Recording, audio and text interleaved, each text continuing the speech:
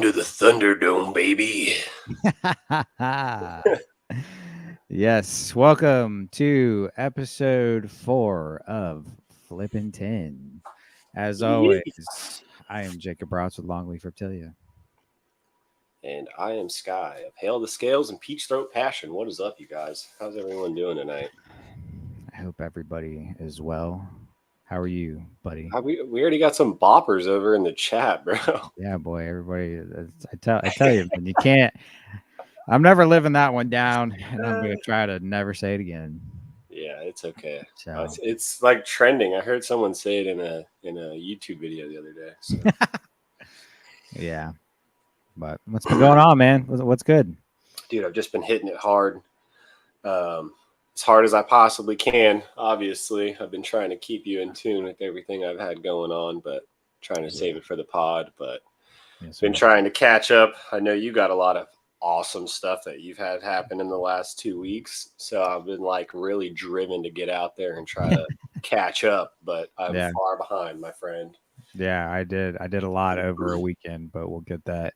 We'll get to that here shortly for sure. But I guess to rip this off, we're gonna start with a little housekeeping. As far as the gear is concerned, hats, shirts, we decided we're gonna run it till the end of March. So if you haven't placed an order with us yet for a shirt or hat or both, definitely do that before the end of March.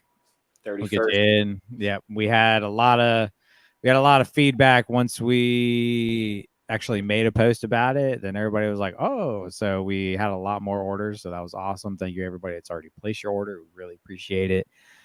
We've got everybody on a list. Everybody's down so far. So if you're interested in anything, definitely let us know. We're gonna cut it off March 31st. It's just gonna be that. We decided that'd be easier. So March 31st, we're going to cut that off. So hit us up as soon as possible if you're interested. Lewis, what's up, man? Glad you're in the chat. Heck That's yeah. awesome. There's Puget Sound Pythons, couple Mark homies in Curry. the chat. Yeah, man. So, but yeah, if you want anything, definitely hit us up. And then anything else? What's up, Joe? Joey's in My there. boy. So this week we seems like we gave everybody a lot of shit for not writing in last week. And we got pounded. And y'all came through. Yeah. So that's fantastic. I'm gonna try to go back. I'm gonna start from some of the first ones. So we want to dive right into those, Sky, or you got anything you want to go over first? I don't care, dude. I mean, yeah. Do you want to run over that, or do you want me to talk about any of the boring stuff I've done in the past 2 weeks, or what? We'll run over these real quick, Yeah, and you can go over yeah. your stuff. Let's run through these ride-ins because everyone. Oh my God, hell just froze over. Yeah, Harry Harry's in Claiborne the is chat, in the bro. chat. Oh It's my God. he made it. Yes, sir. And Jeff or Kendra, whichever one of you is there. I'm assuming Kendra. Jeff. We can 100% wear your merch before we send it. We've actually had one other request for that, so we'll It's it. The we'll sweat used it in a merch little is a bit. little bit more expensive though. Okay, so I think our first one, it looks like going back, Mike Kasiki wrote into us, and he did a throwback one from before. He said, "My best herping trip was totally unexpected last year. On the way to the Outer Banks in late May last year, stopped at this place to use the bathroom before remaining the 1.5 hour drive. Weather was really cool, wet, windy for a time of year. Sent us some pictures. It looks like he found a black racer, some turtles, Some couple brown different water brown snake. water snake, awesome scenery. Yeah. So that was cool. I thought that was good to bring up. Oh, is that a spotted turtle? I believe it is. Yeah, that was when he said he found. That's Oh, the first time he found a spotted turtle on the net. yeah. He's got a bandit on there. Spotted's huge.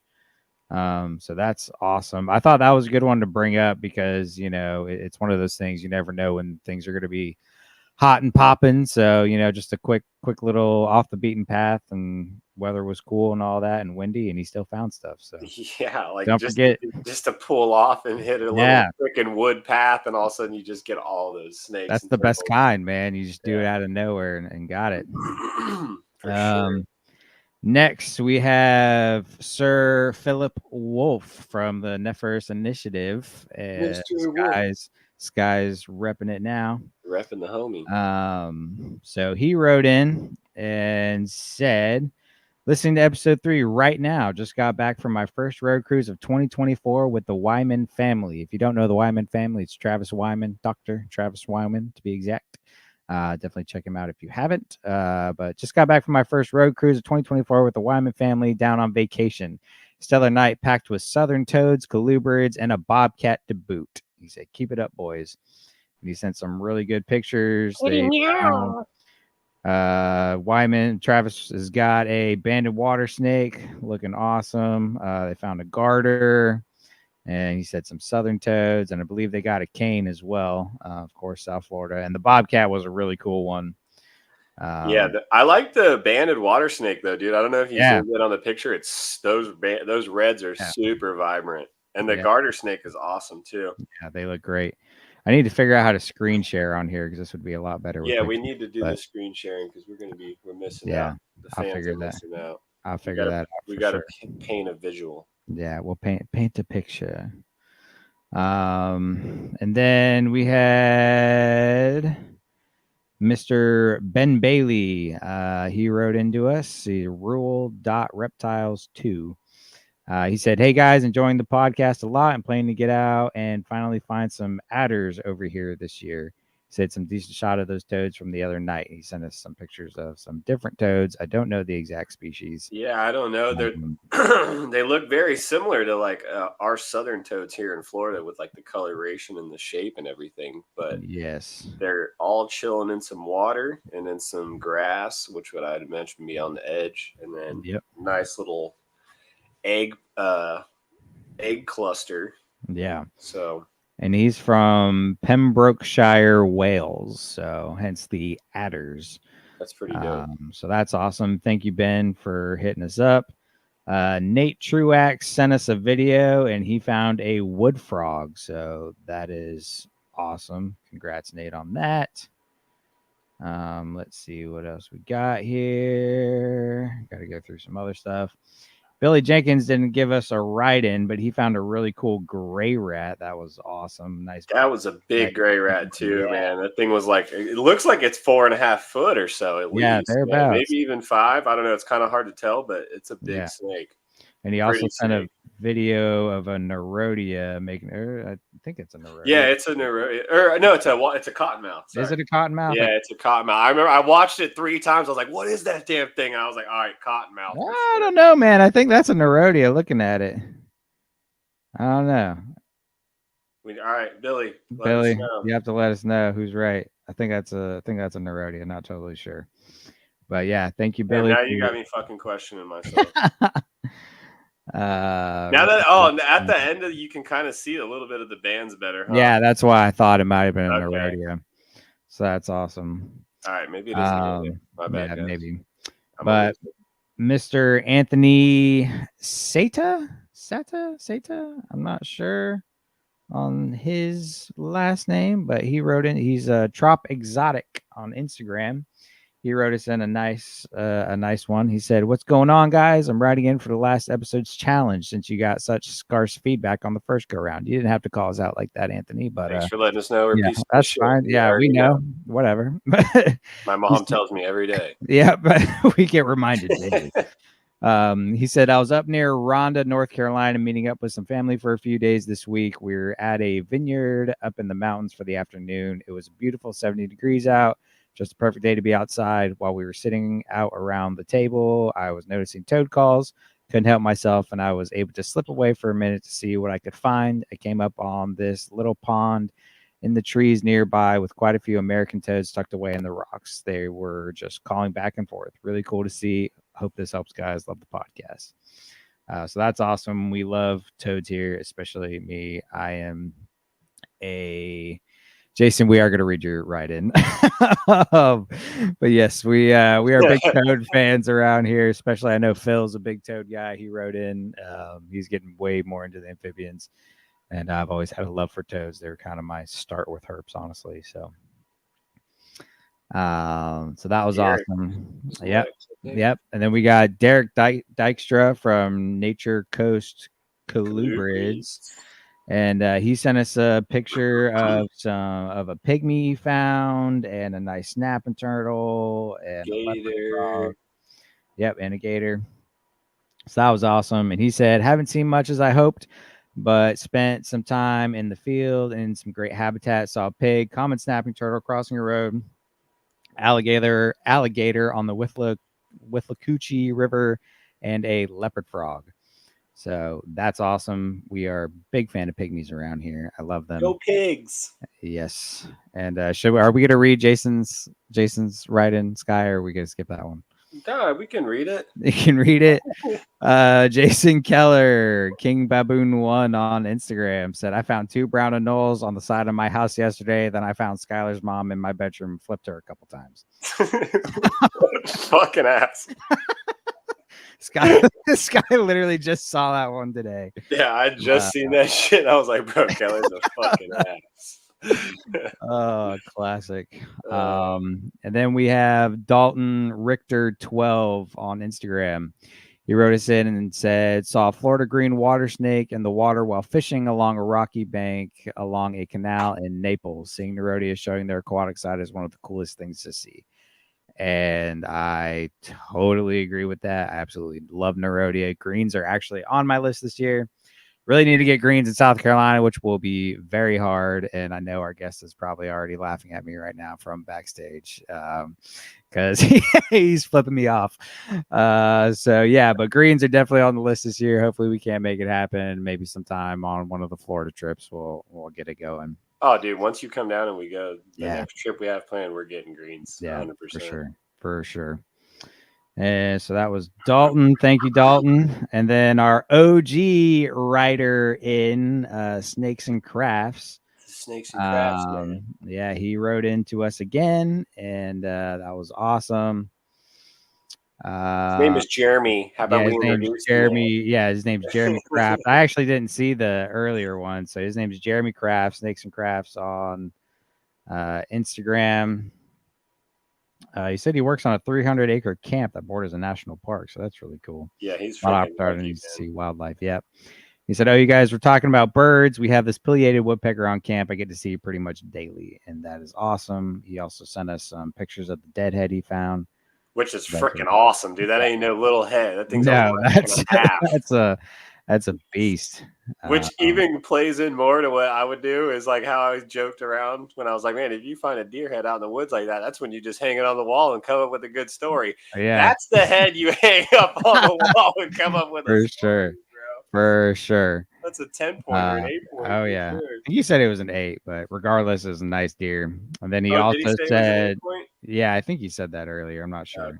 Oh yeah, he did. My bad. Yeah. But then he also said he spotted his first turtle of the season. So that is might officially mean the start of spring up there. So that is awesome. He's from Ohio. Thank you again, Jeremy. That was awesome. And then Preston, our boy Preston, has been going off. So Preston Converse at Converse Constrictors on Instagram. He's been hitting it hard. He found some a lot of different stuff actually. He's found so many frog species, it's crazy. He flipped a black racer. He's got this one black racer he's been flipping for a little over a month or couple months or whatever. And he said he actually took his temp gun and he shot the racer and he got a 100.9 reading on the midsection of the black racer at 4:20 in the afternoon. Ambient temp is 82 during the observation. That just lets you know how much sun that body's soaking up, man. Yep. He said he's been seeing the same snake for 5 months.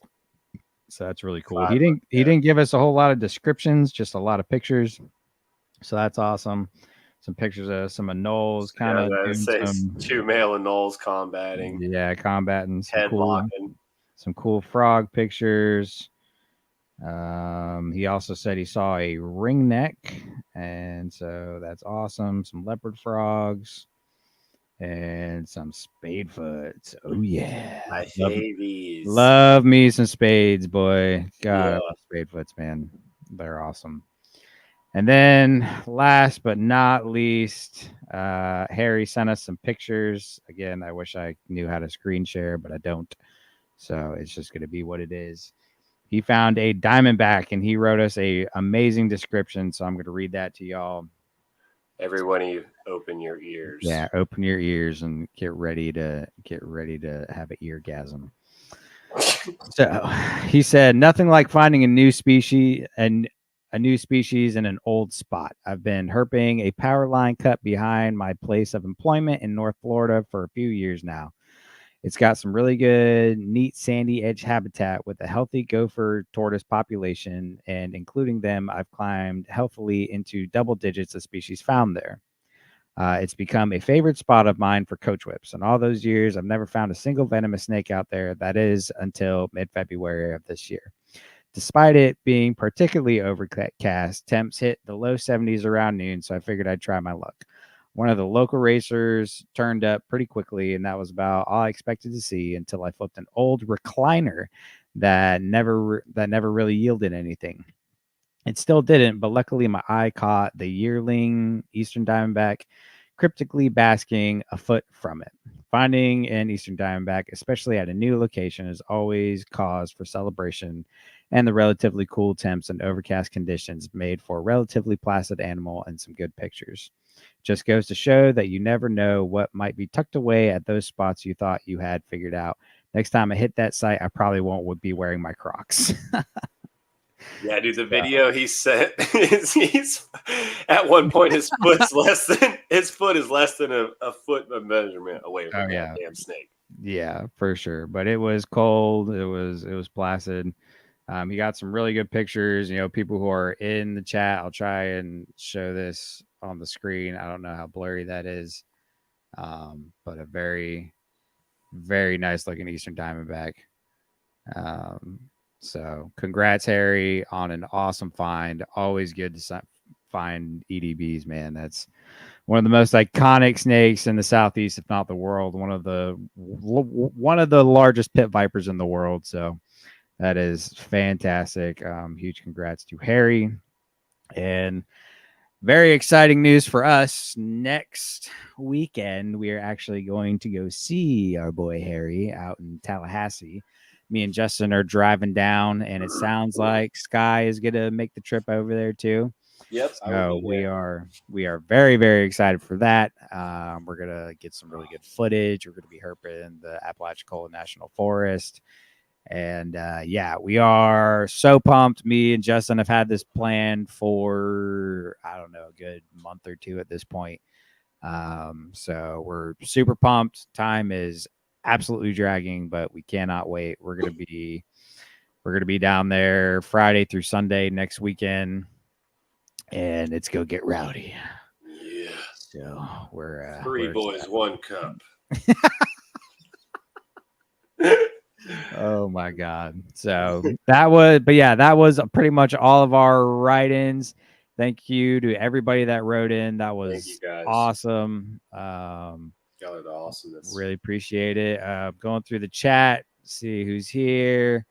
Mike's Monitors, Big Mike. What's up, man? Thanks for tuning in, brother. That's awesome. I haven't seen you in the chat before, so I'm very excited for that. Hell yeah. Adam Ivory, what's going on, man? Thanks for coming back. Exotic World of Geckos. What's going on? Jason Keller. Of course, we read your write-in. KB104, thanks for being here. He said, heading to Italy from the UK on Monday for Italian Agile Frog and Northern Spectacled Salamanders, and off to Spain for Latastes Viper and Northern Banded Newt. Well, good luck to you, my friend. That sounds awesome.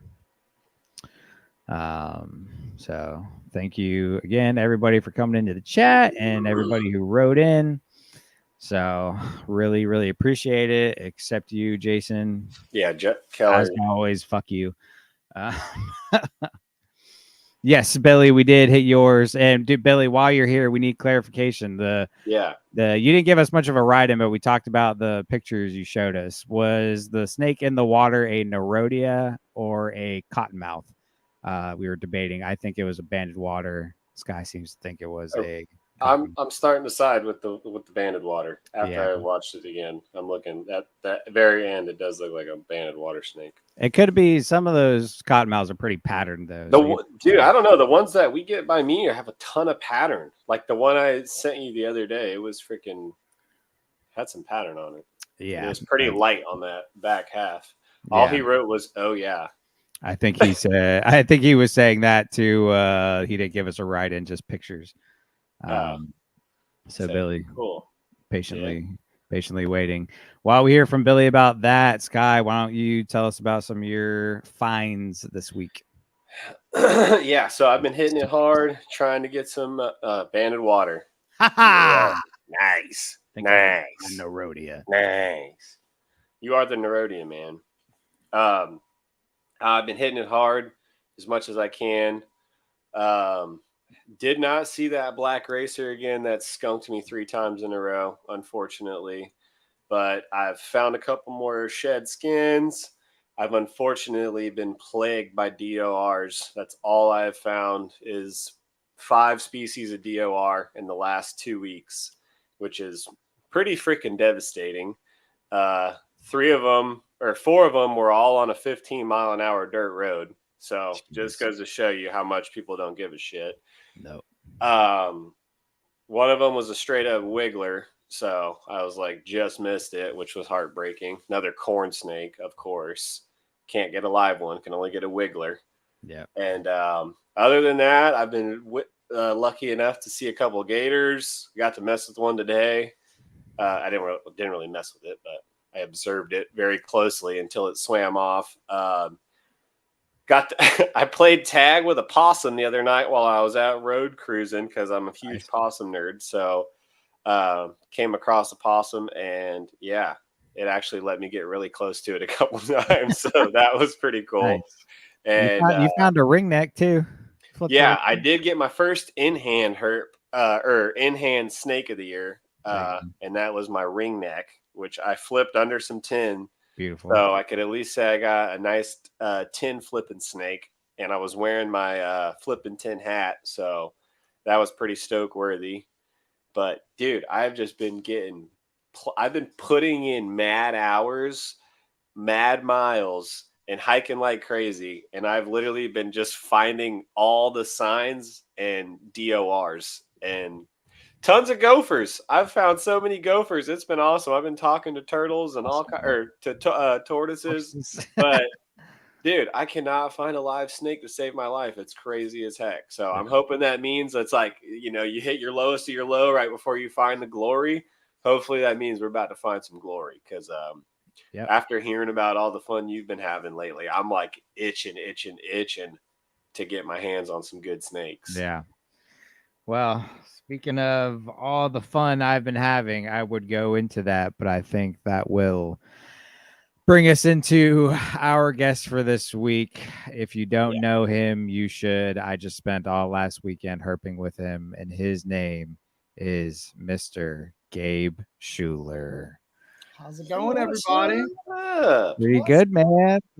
What's good? I still hate you from today, but we'll get into this later. I'm sure it is. I texted this guy as soon as I hung up with you. I was like, you're not gonna fucking believe this. Yeah, I was like, cool. I don't even want to do the podcast anymore. Well, I joked with Jake all week, telling him that I'm gonna find this snake the day before the day of the podcast. I was like, just wait. The weather's perfect. Like I'm a FaceTime you. And he's like, yeah, sure. About 3 hours ago, he got a FaceTime, and I swear I thought he was going to throw his phone across the room. Yeah, I didn't. I wanted to freaking I was like, just call it off. Yeah, we're not even doing this. So, it was a beautiful rainbow snake. Yeah, that's insane, man. Oh my god, dude, it was. I say beautiful. It was ugly and in shed, but it's alive. It's a live rainbow snake. You can't be mad about that. Yeah. No, that's awesome though, man. Yeah, dude, that's so awesome. sick. Way to target it, like you said. No, he called his shot, boy. He called his shot because he's literally. We talked on the phone for like an hour yesterday, and he was like, "Yeah, dude, for the show, I'm gonna go find a rainbow snake." And I'm like, "Yeah, okay, yeah, sure. Okay, Gabe, that's cool. Whatever." Way to call one out. Yeah, that's dude. He called his shot and he swished that motherfucker, boy. Not even going to deny it. So congrats on that, Gabe. That's an awesome find because that's only your second one alive you've seen, right? Live one. Well, I've seen more live found by friends and stuff. Yeah. I work a 40-hour job. But that's my second one that I've personally found alive. Yeah. Damn, man. Yeah. That's crazy. And see, that's why the confidence was so wild. I'm like, this man's only ever found one by himself alive once. Like, listen, if I didn't have to work as much as I do, I probably could have 10 plus rainbows by now. Yeah, well, it's all about just getting out there and doing it. Get out there, man. You got to put the work in for it. Learn your weather patterns. Learn your times of the year. You know, especially the rainbows. Like it's real easy to pattern them if you know where they're at and you know what weather they like. Yeah. That's what I'm trying to figure out this year is just hitting it as much as I can to figure out my patterns and stuff. And it's tasking. Dude, I'm not going to lie. After we got off FaceTiming about the rainbow, I literally hopped on my map and I was like, where's the nearest landing near the fresh water? You know, I was like, I'm going to go find one my damn self. I know he's like texting me freaking. I need to go hit it really quick. They're salt tolerant. They're in brackish too. They eat American eels. So I think I found one for sure, two potential landings to go to. One I'm definitely going to, and I know I went on iNat and there was one spotted not far from there. So I know they're going to be around. I will tell you, you want a lot of rocks. A lot of rocks. That's good to know. Mm-hmm. Okay. Good to know. I'm going to go check them out. I found some new roads that I'm definitely going to check out. I thought about going today, but I was like, no, temperature's already dropping. I'm going to be rushing back for the show. So I voted against it. It was like 81 degrees when I spotted this one on the rocks. Jeez. Was it out basking or did you flip it? Yeah, it was out the back half. It was the back half was out basking. Dang, man. Yeah. Well, as we hinted at earlier, I went and saw Gabe, not this last weekend, the weekend before, spent a night with him, and we herped Saturday and Sunday. Had just a phenomenal time. Yeah, at least for me, it was phenomenal. Gabe's like, oh, dude, this was like a bad day for me, yada, yada, yada. Mind you, this is bad weather. It was cold in the mornings, and I think it broke 70 like twice. You know, like it wasn't that great. It was overcast all weekend. You know, it was bad, but we still found 9 different species of snakes, 2 different species of turtles that we actually caught on the road, bunch of lizards, all kinds of stuff. So that was just a fantastic weekend. We're Gabe's out in the Francis Marion area. And I tell you, he knows that place like the back of his hand, boy. That was something else. I'm not gonna lie. It was crazy, man. I think one of my favorite parts is when I looked at Jake after we waited till it warmed up just a little bit, and I said, Jake, you want to go find a rat snake? And you know, Jake being the rat snake king, basically. Oh yeah. Like, hell yeah, I want to go find a rat snake. And we pull up, and I was like, hey, go look under that pile of siding over there. And I think it was the second flip? Second flip. And it was literally like I flipped one, then flipped the one under it.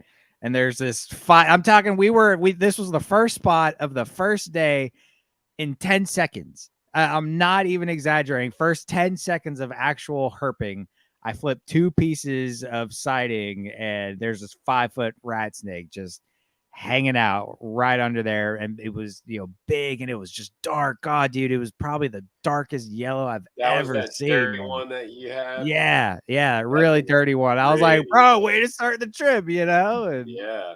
I know I talked up the trip a lot to Jake before he got here, and I feel like he was halfway doubting me. I wasn't. I wasn't. I saw your pictures. You definitely. I was the only reason I was slightly doubting was because of the weather not being prime. So I was like, hey, yeah, it's gonna be hit or miss, And it was We all definitely hit. slated anyways. Yeah. Oh yeah. No, I am more than happy for one full day and basically half a day after that. Well, we herped most of Sunday. I It left was pretty most much of at dark. Sunday. Yeah, I don't think you Yeah. left till like 6. Yeah.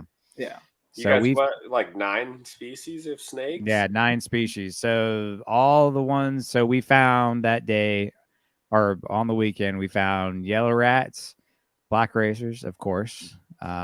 We found a ribbon snake, brown water snake, which was a South Carolina lifer for me. That was awesome. We couldn't get hands on it, but it was really cool because it was like over this like fast running creek because it rained a lot, and it was literally there was one vine that went across the whole thing, and that thing's just laid up on it perfectly. That's So that was awesome.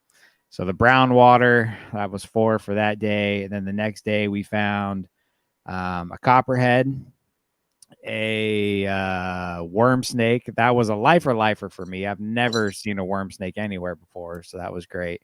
you got some cool pictures of that one too. Yeah, we did, which was very hard. So worm snake, and then what else did we get right there? We found a pygmy later on. That was the last snake.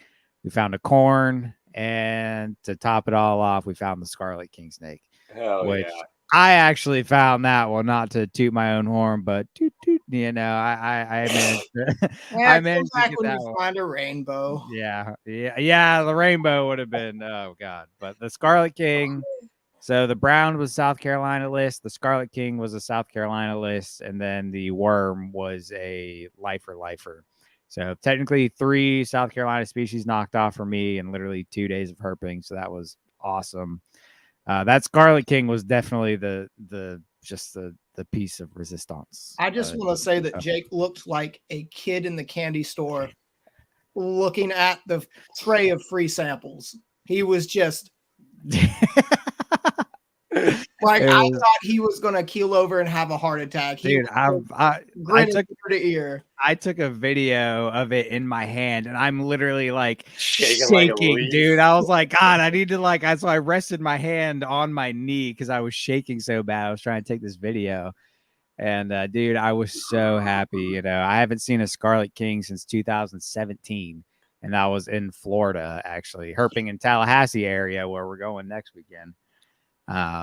So yeah, I haven't seen one in years and years and years. So to find this one, and it was crazy, man, because it was just so happenstance, So we talk about the whole bark thing, in the first episode, and me and Gabe did a lot of bark looking, and I finally found the technique of being able to peel it up and look and then put it back, So that was very, very particular. And we were walking this burn, and there was it was like half of a pine tree. It was a pine tree that had been cut off, and it had some burned bark down at the bottom of it.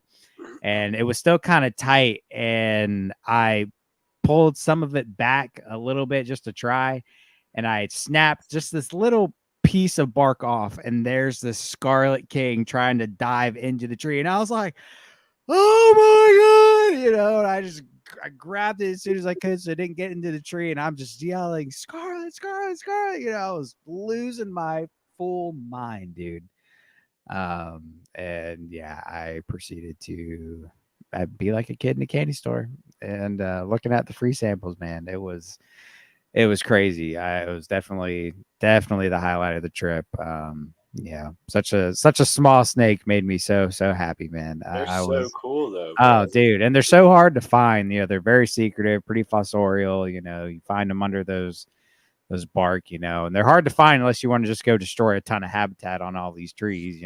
So we were minimal with it, and luckily it was literally like one chunk that I peeled off with my hook, and there. I don't think there was more than probably 3 foot by 2 foot of bark left on that. Yeah, no, there was hardly any. It was literally the bottom of it, like 2 feet up, and it was just around it, and it was completely charred. It was so charred that if you had told me there's a Scarlet King snake under that piece, I would have said no, there's not. Yeah, and it wasn't loose either. I tried to peel it, and that one piece just snapped off, and there it was. It was It was probably all crispy and flaked out though. Yeah, behind exactly. that, where it was perfect to freaking nuzzle through there and everything. Yeah. No, That's dude, so sick. it was amazing. I lost my freaking mind. And then right after that, Gabe spotted a really nice red pygmy in a stump hole over there in a burn. That was awesome. I can't believe he saw that thing, dude. I showed my coworker. Now, granted, my coworker's on the older side. He's like 60, he wears glasses and stuff. And, but he's very spry for his age. And I showed him the picture of it and he was looking. He's like, oh, there it is. He's like, it was right in front of my face. I was like, yeah, I don't know how he saw that thing. I got that superpower snake vision, man. Yeah, man. Because it's so crazy, dude. When in a burned pine forest, those red pygmies blend in so well because they're like red and black, and it's literally looks like pine straw with char on it, dude. It's nuts. They blended in so well. In fact, Gabe saw this thing, dude. And I was still getting off of my high from the Scarlet King that we had just let go, and now I'm losing my freaking mind because we just found a pig. So that was don't forget the butt ugly in-shed corn snake we started off with. Oh, dude, don't you dare talk about that corn snake. I like that corn snake. It looked like it was a dirty corn. It was so yeah. dirty. Yeah, I love those dirty corns, dude. Yeah, it was dirty. It was in shed. It was beat up. I'm pretty sure it had burn marks on it or something. My God. It was beat up, man. It had like these welts on the back of it, but you could tell it was kind of shedding it off from the healing process. And it was funny with that one. I felt like it was kind of cheating. So we were out with his buddy Ben, and he was like, "Yeah, so we found a corn right here. Yeah, up there it is." Yeah. Yep. Same exact He literally goes, it was in one of these three stump holes, and then we walk up and he goes, there it is. And I was like, wait, what? And he's like, yeah, it's right there. Just so nonchalant, Yeah. And I'm like, can I grab it? And they're like, yeah, grab it. And I was like, okay, go for it. So I was real happy to get that, man. So yeah, that was awesome. That was all like in one burned area. We found the corn right off the rip, the pygmy or the scarlet, and then the pygmy for the last snake of the day. So 3 different species in like this one square area burn, and it was crazy. One of each, and that was awesome. Real happy with that.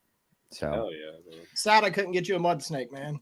I'd rather a rainbow, man. I've got my mud. I got my mud. I need my rainbow. So we'll work on that. Yeah. Oh yeah. So me and our buddy Jack are going back to see Gabe beginning of April. As long as Jack doesn't bail on me, he's gonna come down to my neck of the woods, and we're gonna go see Gabe for a day on Saturday. I told Jack, I said, look, man, we're getting to Gabe's like early. All right. We're getting there first thing in the morning. We're staying till dark. Then we'll go back to my place in the middle of the night. Cause look, what are you guys going to do then? Everything. We're just going to herp all day, baby. No, I meant like when you and Jack get back. Oh, so when we get back, Jack's going to crash here Saturday night. And then... You're not even kidding. You messing with me? That one went over your head. I was trying to talk shit about you. I said, what are you and Jack going to do when you got back to your house in the middle of the night? But you just actually started talking about what you were going to do. Sorry, I'm not a pervert. Whatever. They're going to play with each other's snakes, man. That's what I figured. I mean, that's what I was expecting to get out of an answer. But whatever. I guess they'll be planning. Yes, we'll be planning. But so we will be. When y'all come, we're going to be doing a lot of road cruising. It's going to be prime road cruising weather. We're going to be hitting it hard. Burning gas, man. Road cruising. I am not mad about it. So that's one thing that Gabe turned me on to while I was there was, road cruising during the day. That's something very odd to me. Like I never really road cruised during the day, but Gabe's been very, very successful road cruising. I road cruised a red belly snake on the way home today. Finding the brown water snake in the rainbow. Jeez, man. Wild. Gabe lives in a magical place in the forest. It is. Sounds like it. Jeez Louise. It's insane. But yeah, man. So I guess with that out of the way, we'll get into kind of some of the meat and potatoes and pick your brain a little bit here, man. And and get into some of these questions. So we're gonna skip the whole. And by the way, Gabe was on a episode of THP a couple months back. So once you listen to this, go back and listen to that. He talks more about his captive collection, a little bit of herping. But this we're focused way more on the herping. So if you want his backstory, go listen to that. We're not doing the whole how'd you get into snakes and all that. So our opening question for this show, if it's applicable, is what came first, the field herping that you do or captive keeping? Oh, field herping, 100%. I came from a family that was very much the only good snake is a dead snake. Yep. And I felt like a closet snake lover as a kid because I'd be out in the woods and I'd be like, oh, look how cool this is. Oh, man, I can't show it to anybody. But it's so cool because I knew they'd kill it, right? Yeah. And so I remember finding snakes in the horse farm or around the barn and stuff and just moving them off to the woods because I was like, go before they chop your head off, you know? Hide, run, little one. Run. And so definitely the field herping aspect. Nice. And how old were you when you first got started? Man, I mean, probably like 8 years old. My uncle gave me he's married into my mom's side. He gave me a little Audubon field guide with the green cover. And I would just go out in the woods with a little notepad and that book and find as much stuff as I could and try to identify it. And, living out in the Francis Marion and always having access to the woods and just, walk outside, turn some logs over, go scoop in the ponds in the swamp for amphibians. And, just really fell in love with it, And when did the captive keeping aspect come into play? I'd say when I was around 10, I mostly lived with my grandparents for a lot of my life. And my grandmother, she didn't like snakes, but she was very encouraging about the other reptiles. And so she got me a bearded dragon. I used to keep marbled geckos. I used to keep different tree frogs. I had my first ever herp that I kept as a pet was this little Eastern spadefoot I found. First one I ever found. And I had him for like 5 years. And I named him Jabba, like Jabba the Hutt, because I didn't know any better, but I was feeding him so much, he just turned into a blob. And so I always thought he looked like Jabba the Hutt. And so I named him Jabba, and I had that thing for like 5 years. And like, dude, I cried when it died. I was like, probably like 12 years old when he died. And I was just so sad, man. Yeah. As it is when your first herp passes away, man, it is, especially as a child, man, it's bad. It's heartbreaking. Still remember my first herp death, especially my first snake death. Oh my God. That was dramatic, but awesome, man. Well, that's really cool. Glad you're like us. You're on both aspects of herpetoculture and keeping as well as herping. So it's the best way to be for sure. So again, if you want to know more about Gabe's collection, definitely check out his episode of THP with us. So me and Justin interviewed him for a good 2 hours about his captive collection. So definitely check that out. Next, Gabe, what is in your herping bag? And from herping with you, it's more like your herping car. You could never have too much. No. What's in your car or your bag? Whether it's I know you said you don't really travel a lot for herping, but what are your go-to tools and things that are in your car, your bag? That I've always got a jug of water somewhere in the car. And like I said, water. Mostly coffee, but I keep one in case of emergencies. Coffee there's just there to have it. Yeah. So I normally keep a jug of water. Jake didn't see it because I never drank it. But, this man drank tea and coffee and energy drinks the entire time. I was like, I feel like I'm bladder itching. But Jake's bladder was itching next to me the whole time. Like, give me a sip, just one sip, please. I had Why do you this think his big hands were gallon. shaking so bad when he found the SK? It was the withdrawals, man. Fiended. He's I had like, this, I'll do anything to not get a crystal in my dick. I literally just had this big jug of water the entire time. I kept on the floorboards. I just kept bloop bloop bloop, just drinking that thing the whole time. So I also keep a stump ripper. That's my go-to field hook. Tell us what kind of stump ripper you have. I have an AE Stony stump ripper, the best stump ripper on the market. Yes. Twinsies. Yeah. And I also usually keep a small hook because a lot of times during certain times of the year, I'm finding a lot of pygmies. And it is a pain in the ass to try to move a pygmy off the road with a stump ripper. So I carry a smaller, like almost like a neonate hook to move pygmies off the road. I also always carry knee-high boots, knee-high water boots, snake-proof knee-high water boots. And since I do a lot of conservation work as well and under permits, I also carry snake bags and venomous bucket in case I run across a species of concern as part of studies I'm assisting on. Yeah, so just to, like Gabe said, just to clarify, he works. So you work with ARC, the ARC. I believe that's the. Can you what does the ARC stand for? Amphibian and Reptile Conservancy, and so I'm a volunteer with them. And since I live out in the Francis Marion where they're mostly based at here, and since I volunteer with them, a lot of times when they don't have time to go out and road cruise and look for species like the pine snake or the southern hognose or a species of concern, I'll go out and then, under their permits, I'm able to bring it back to one of the field biologists in order for them to draw the blood, take the genetic data, take the measurements and weight, and then we go release it back at the GPS coordinates that either I send or I take it back. Nice. Right. And he actually has a permit from DNR saying he is allowed to do that. And I just wanted to throw that out there just for clarification of everything Gabe does is very, I herped with him, is very by the book, very legal. It's nothing's willy nilly, no funny business going on here. It's all for conservation and study of these, more harder to find rare animals out there in the Francis Marion. So just wanted to clarify that. But back to your herping car. What else is in there? Damn you, Justin. So he's just mad because he don't want to come out and find Scarlet Kings and Pygmies, No, he doesn't. Yeah.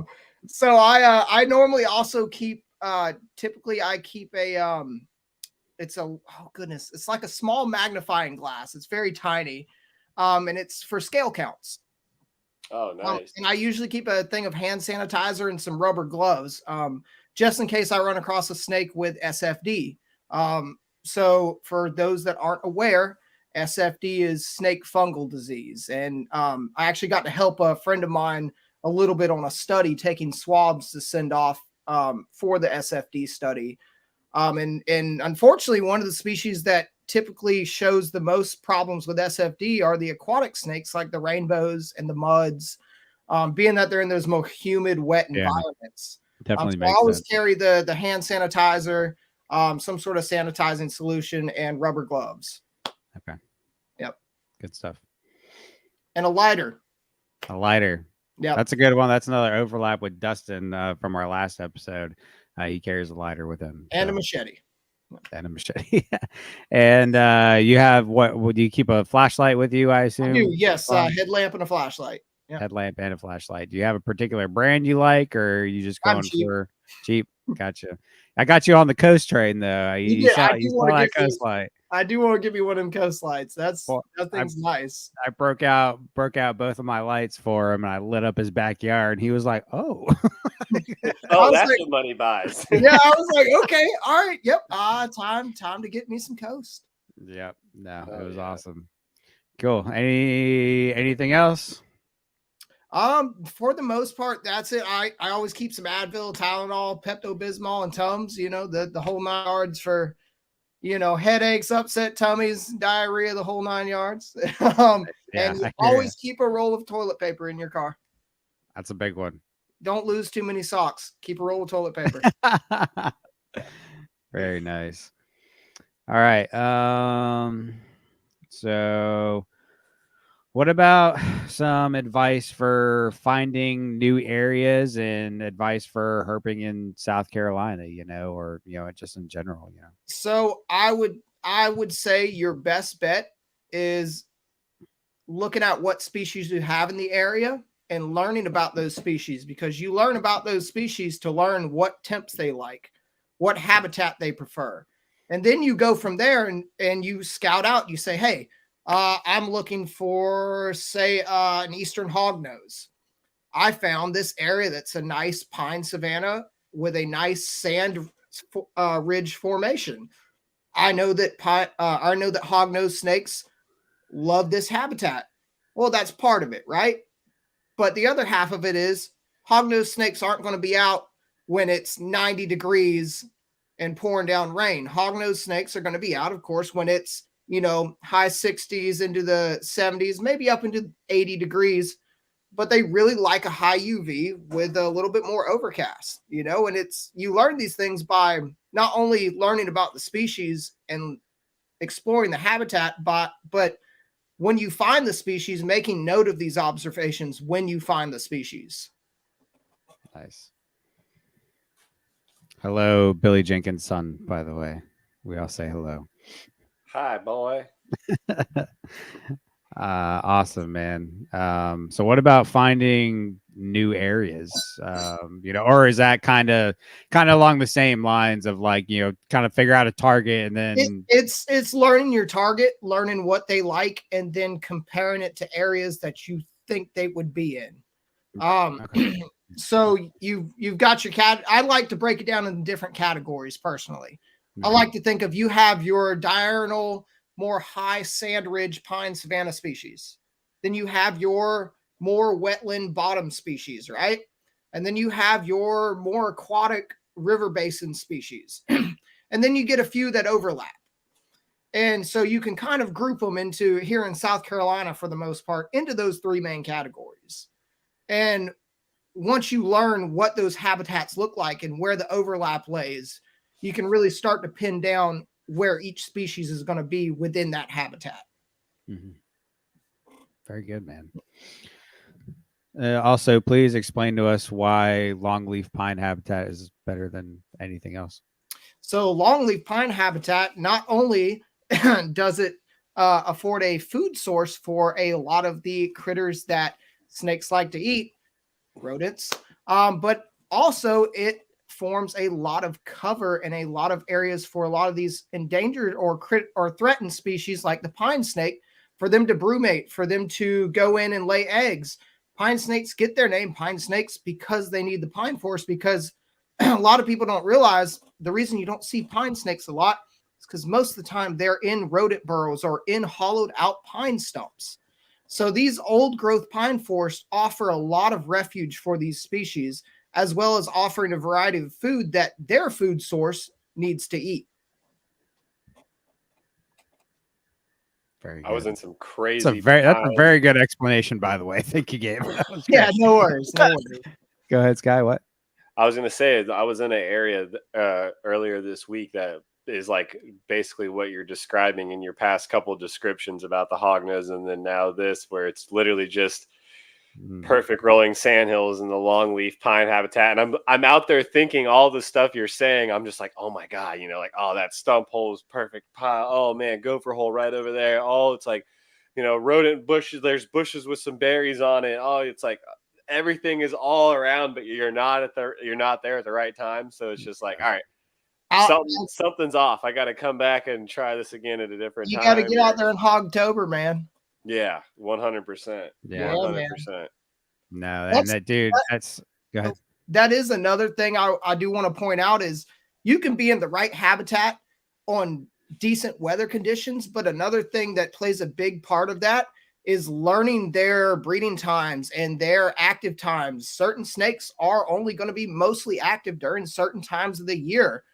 We call Hogtober because October is the most prominent time for our two native hognose species to be active.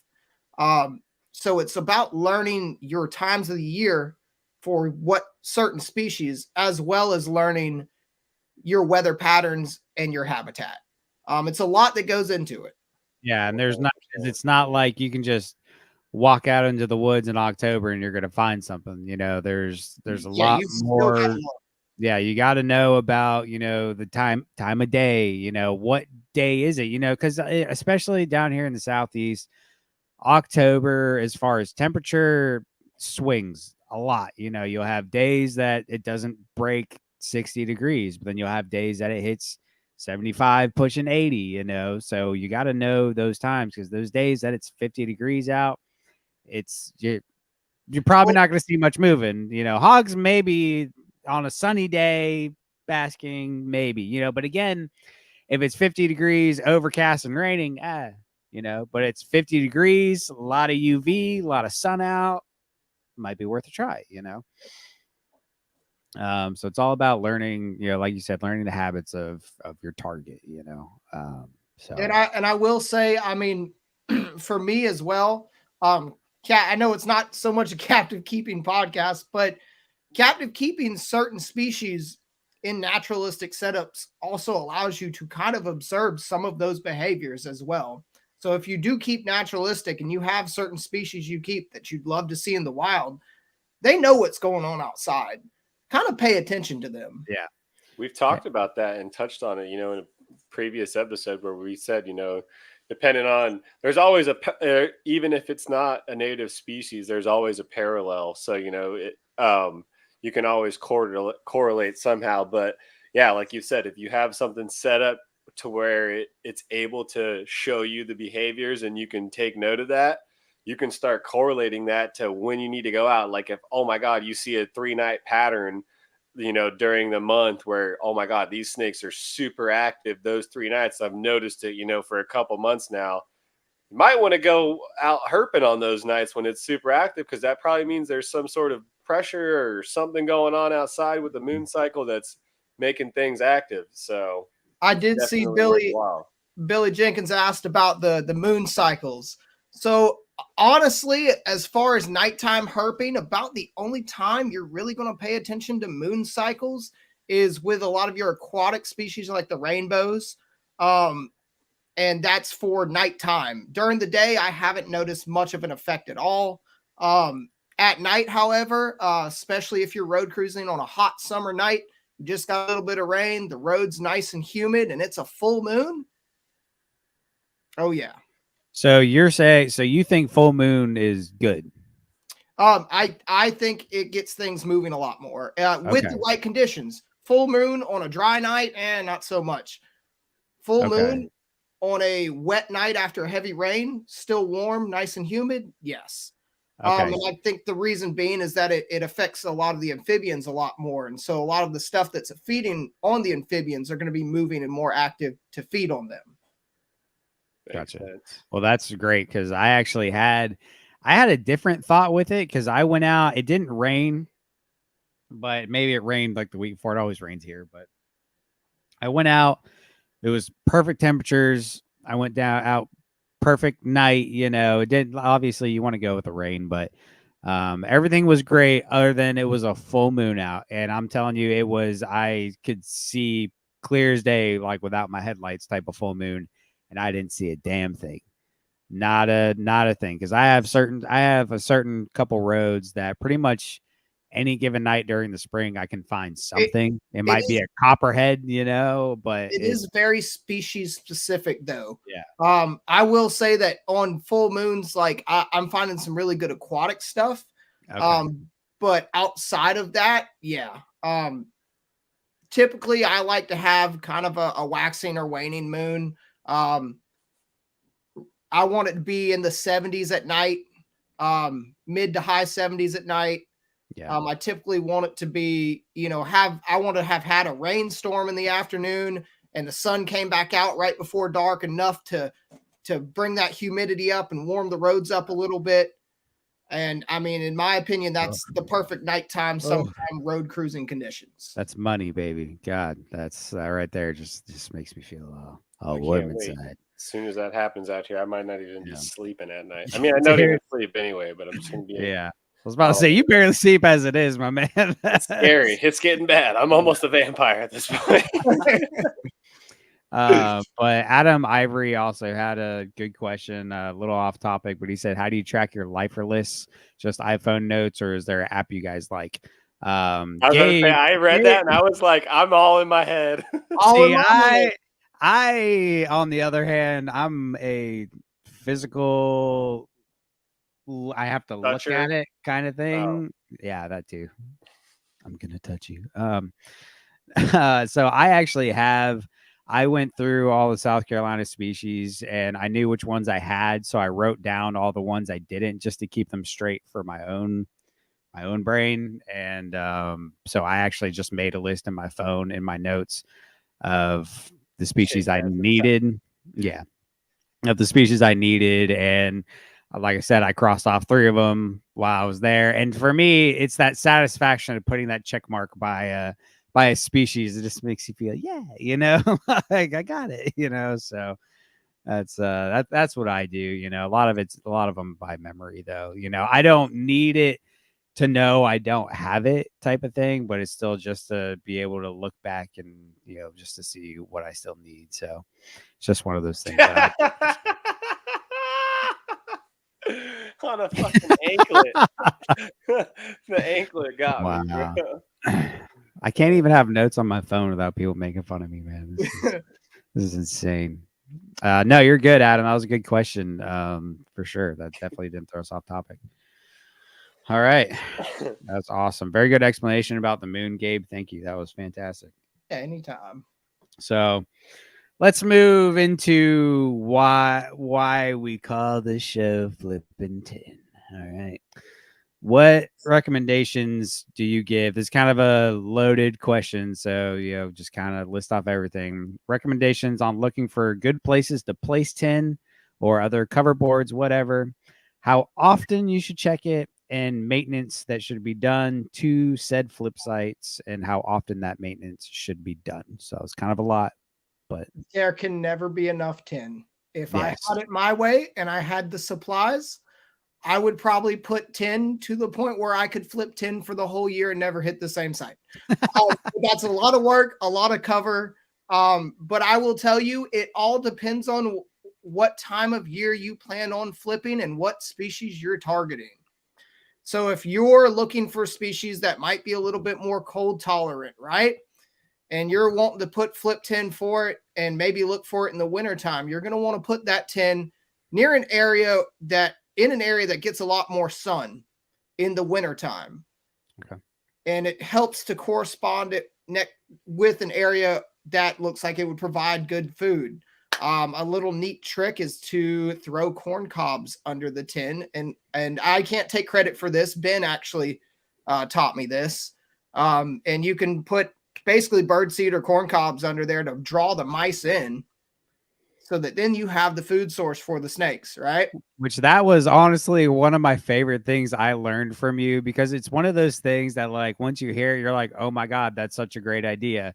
But it's also so simple. It's like, why didn't I think of that? I said the same thing. I was like, why haven't I thought of this? Yeah, put stuff under there to actually attract rodents and stuff. It also helps. A lot of times I'm lazy and I don't clear out under the tin. I just find an area and throw it down. But it does help to actually clear out the area before putting the tin to help it season quicker. And the other aspect is, what is the species you're looking for, right? So I showed Jake a little bit of the different ways you can set aquatic boards, right?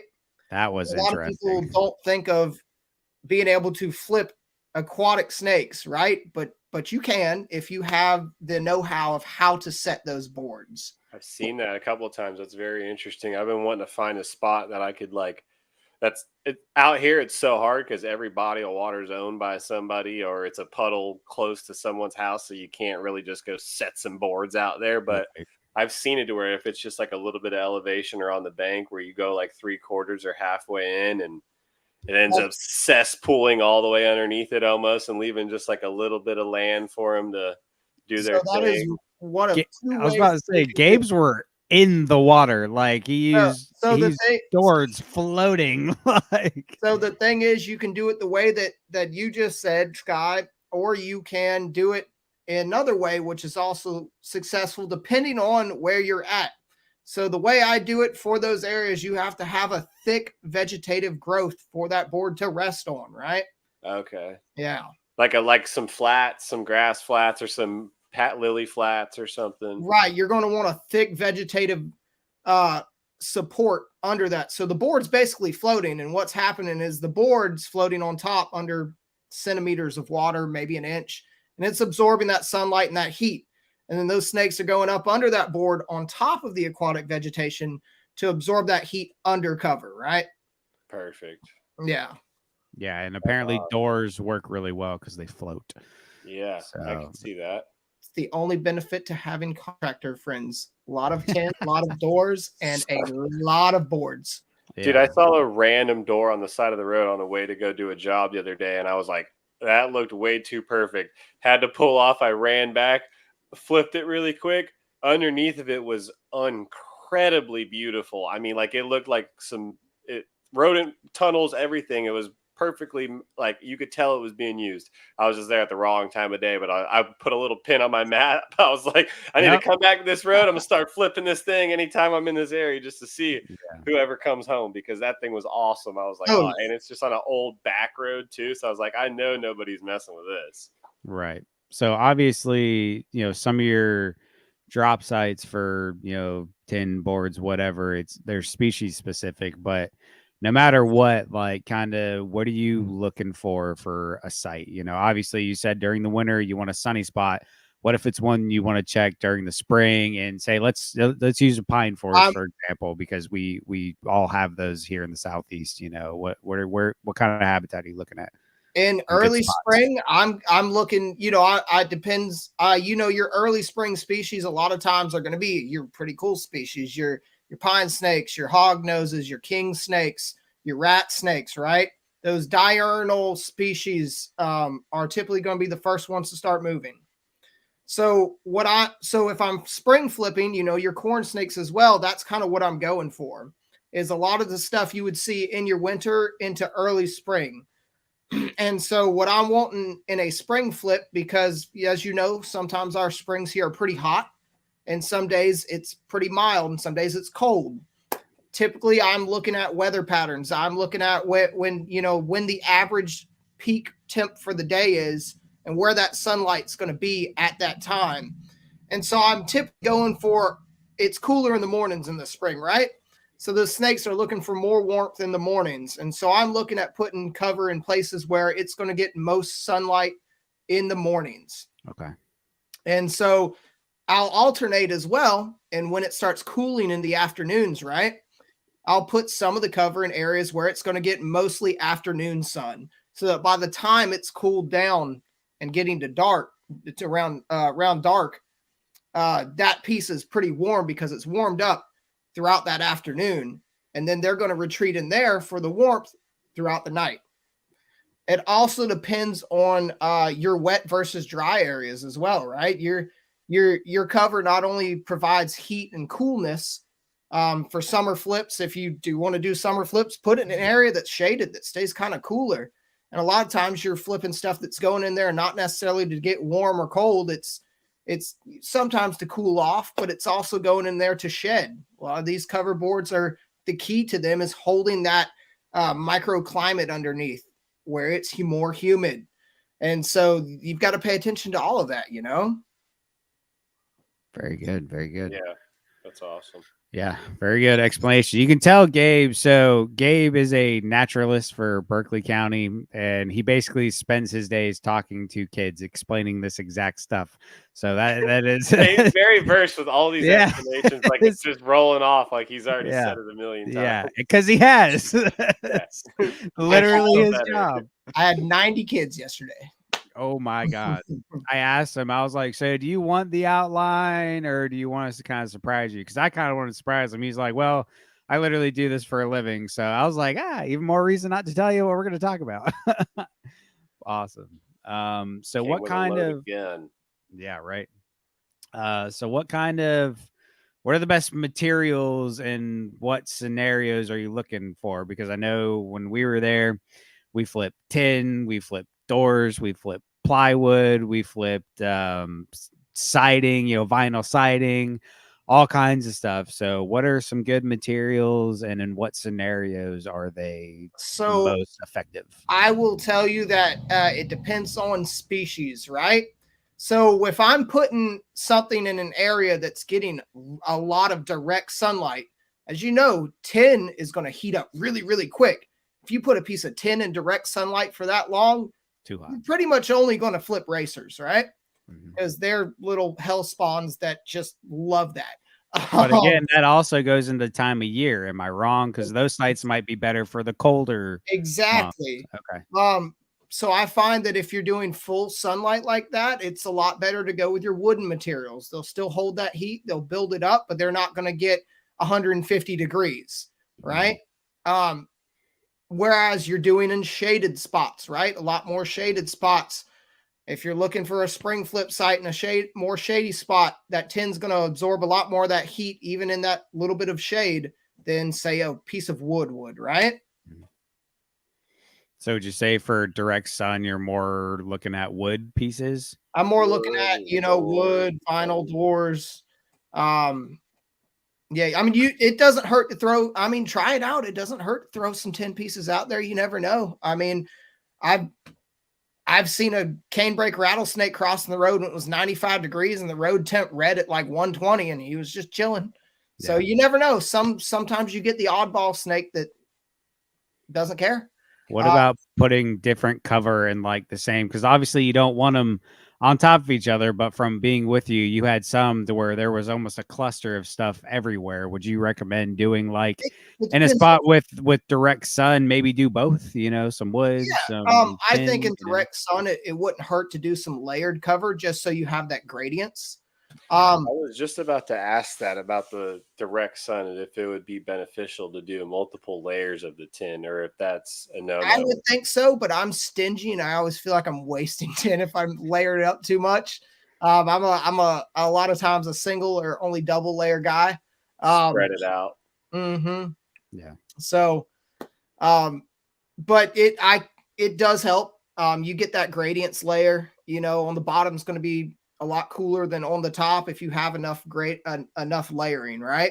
Right. And it helps depending on what species you're going for. Say you're going for king snakes or a lot of your fossorial species, right? That layering really helps.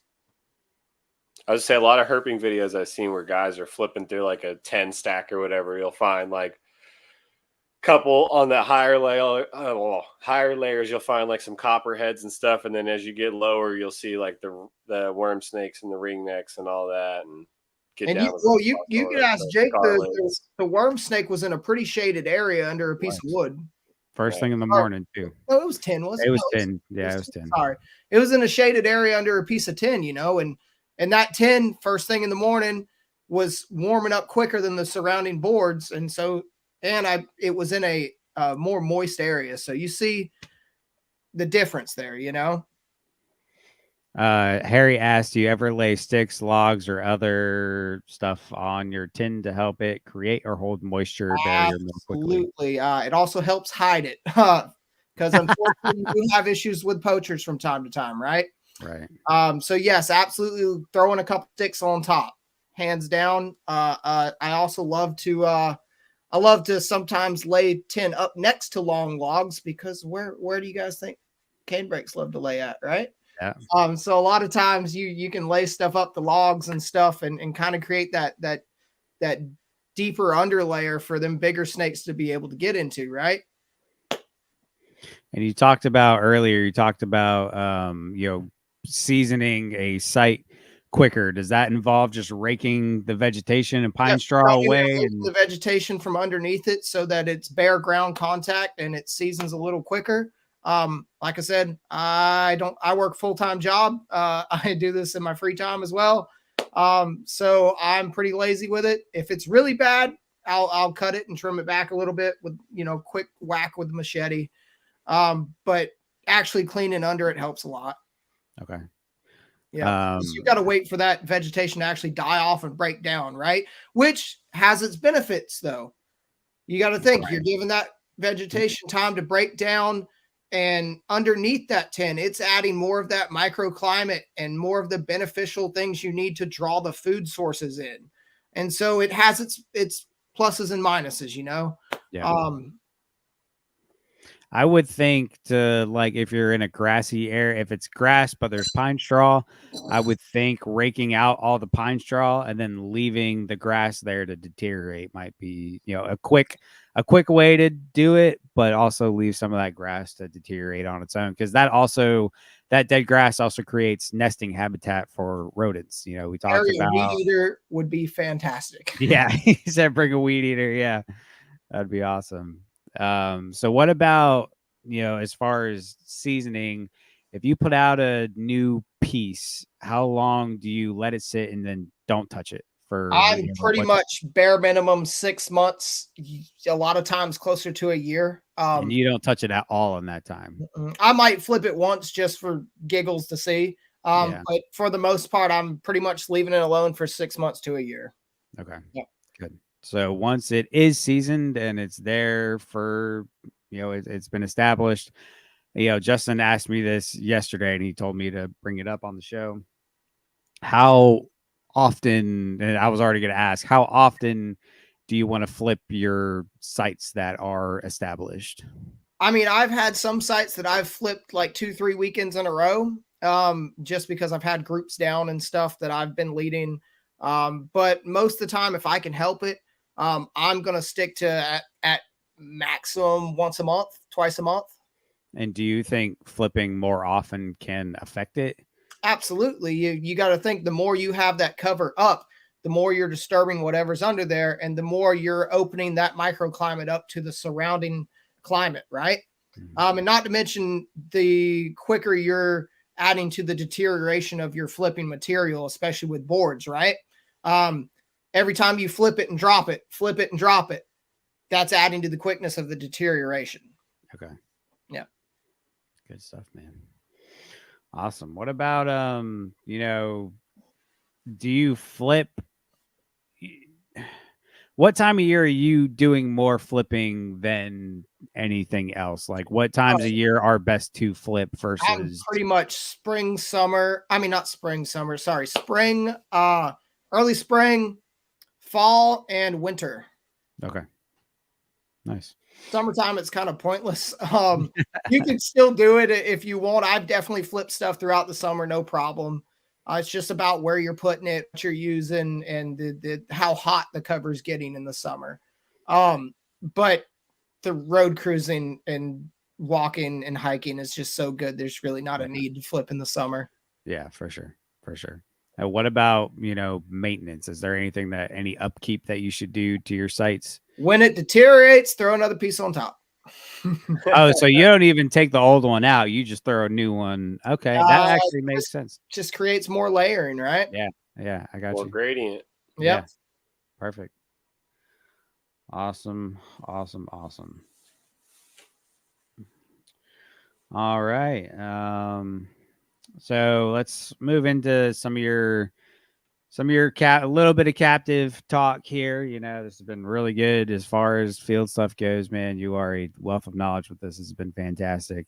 But with your extensive knowledge and time, you know, in the field, how has that changed how you keep, you know, your animals? I can definitely tell you that if I had the funds and the money, I would keep almost everything I have naturalistic. And the space. And the space, yes.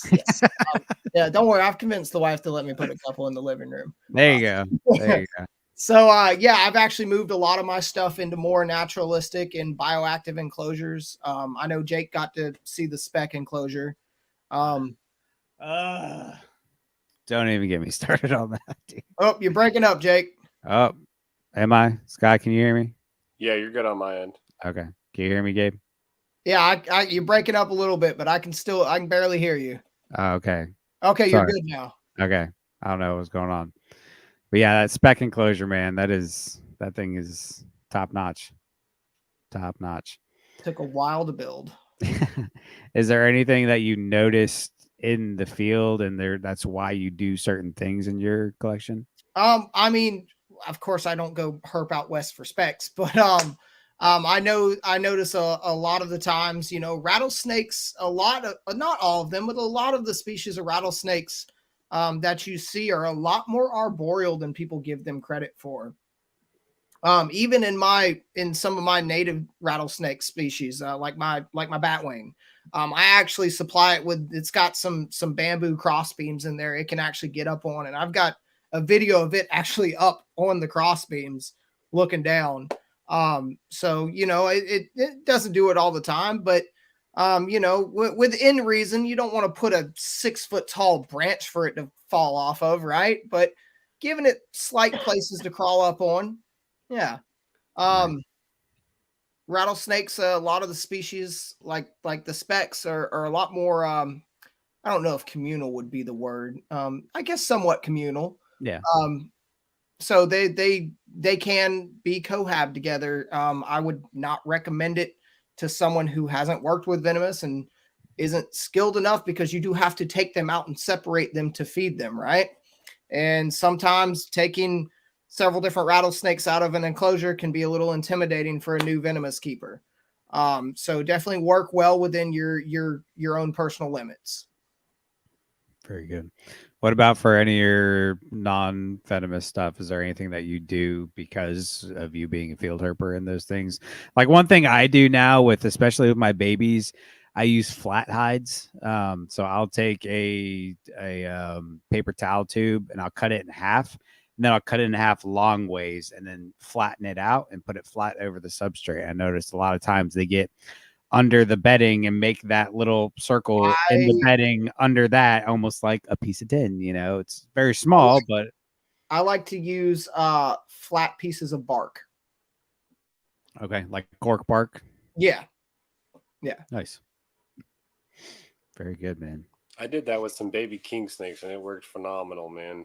Oh yeah, they used it just like you're saying. Oh yeah. Had a little chunk in each little 6-quart tub, and then it's like flawless. You'd flip it up, and they'd be ready to fire off every time.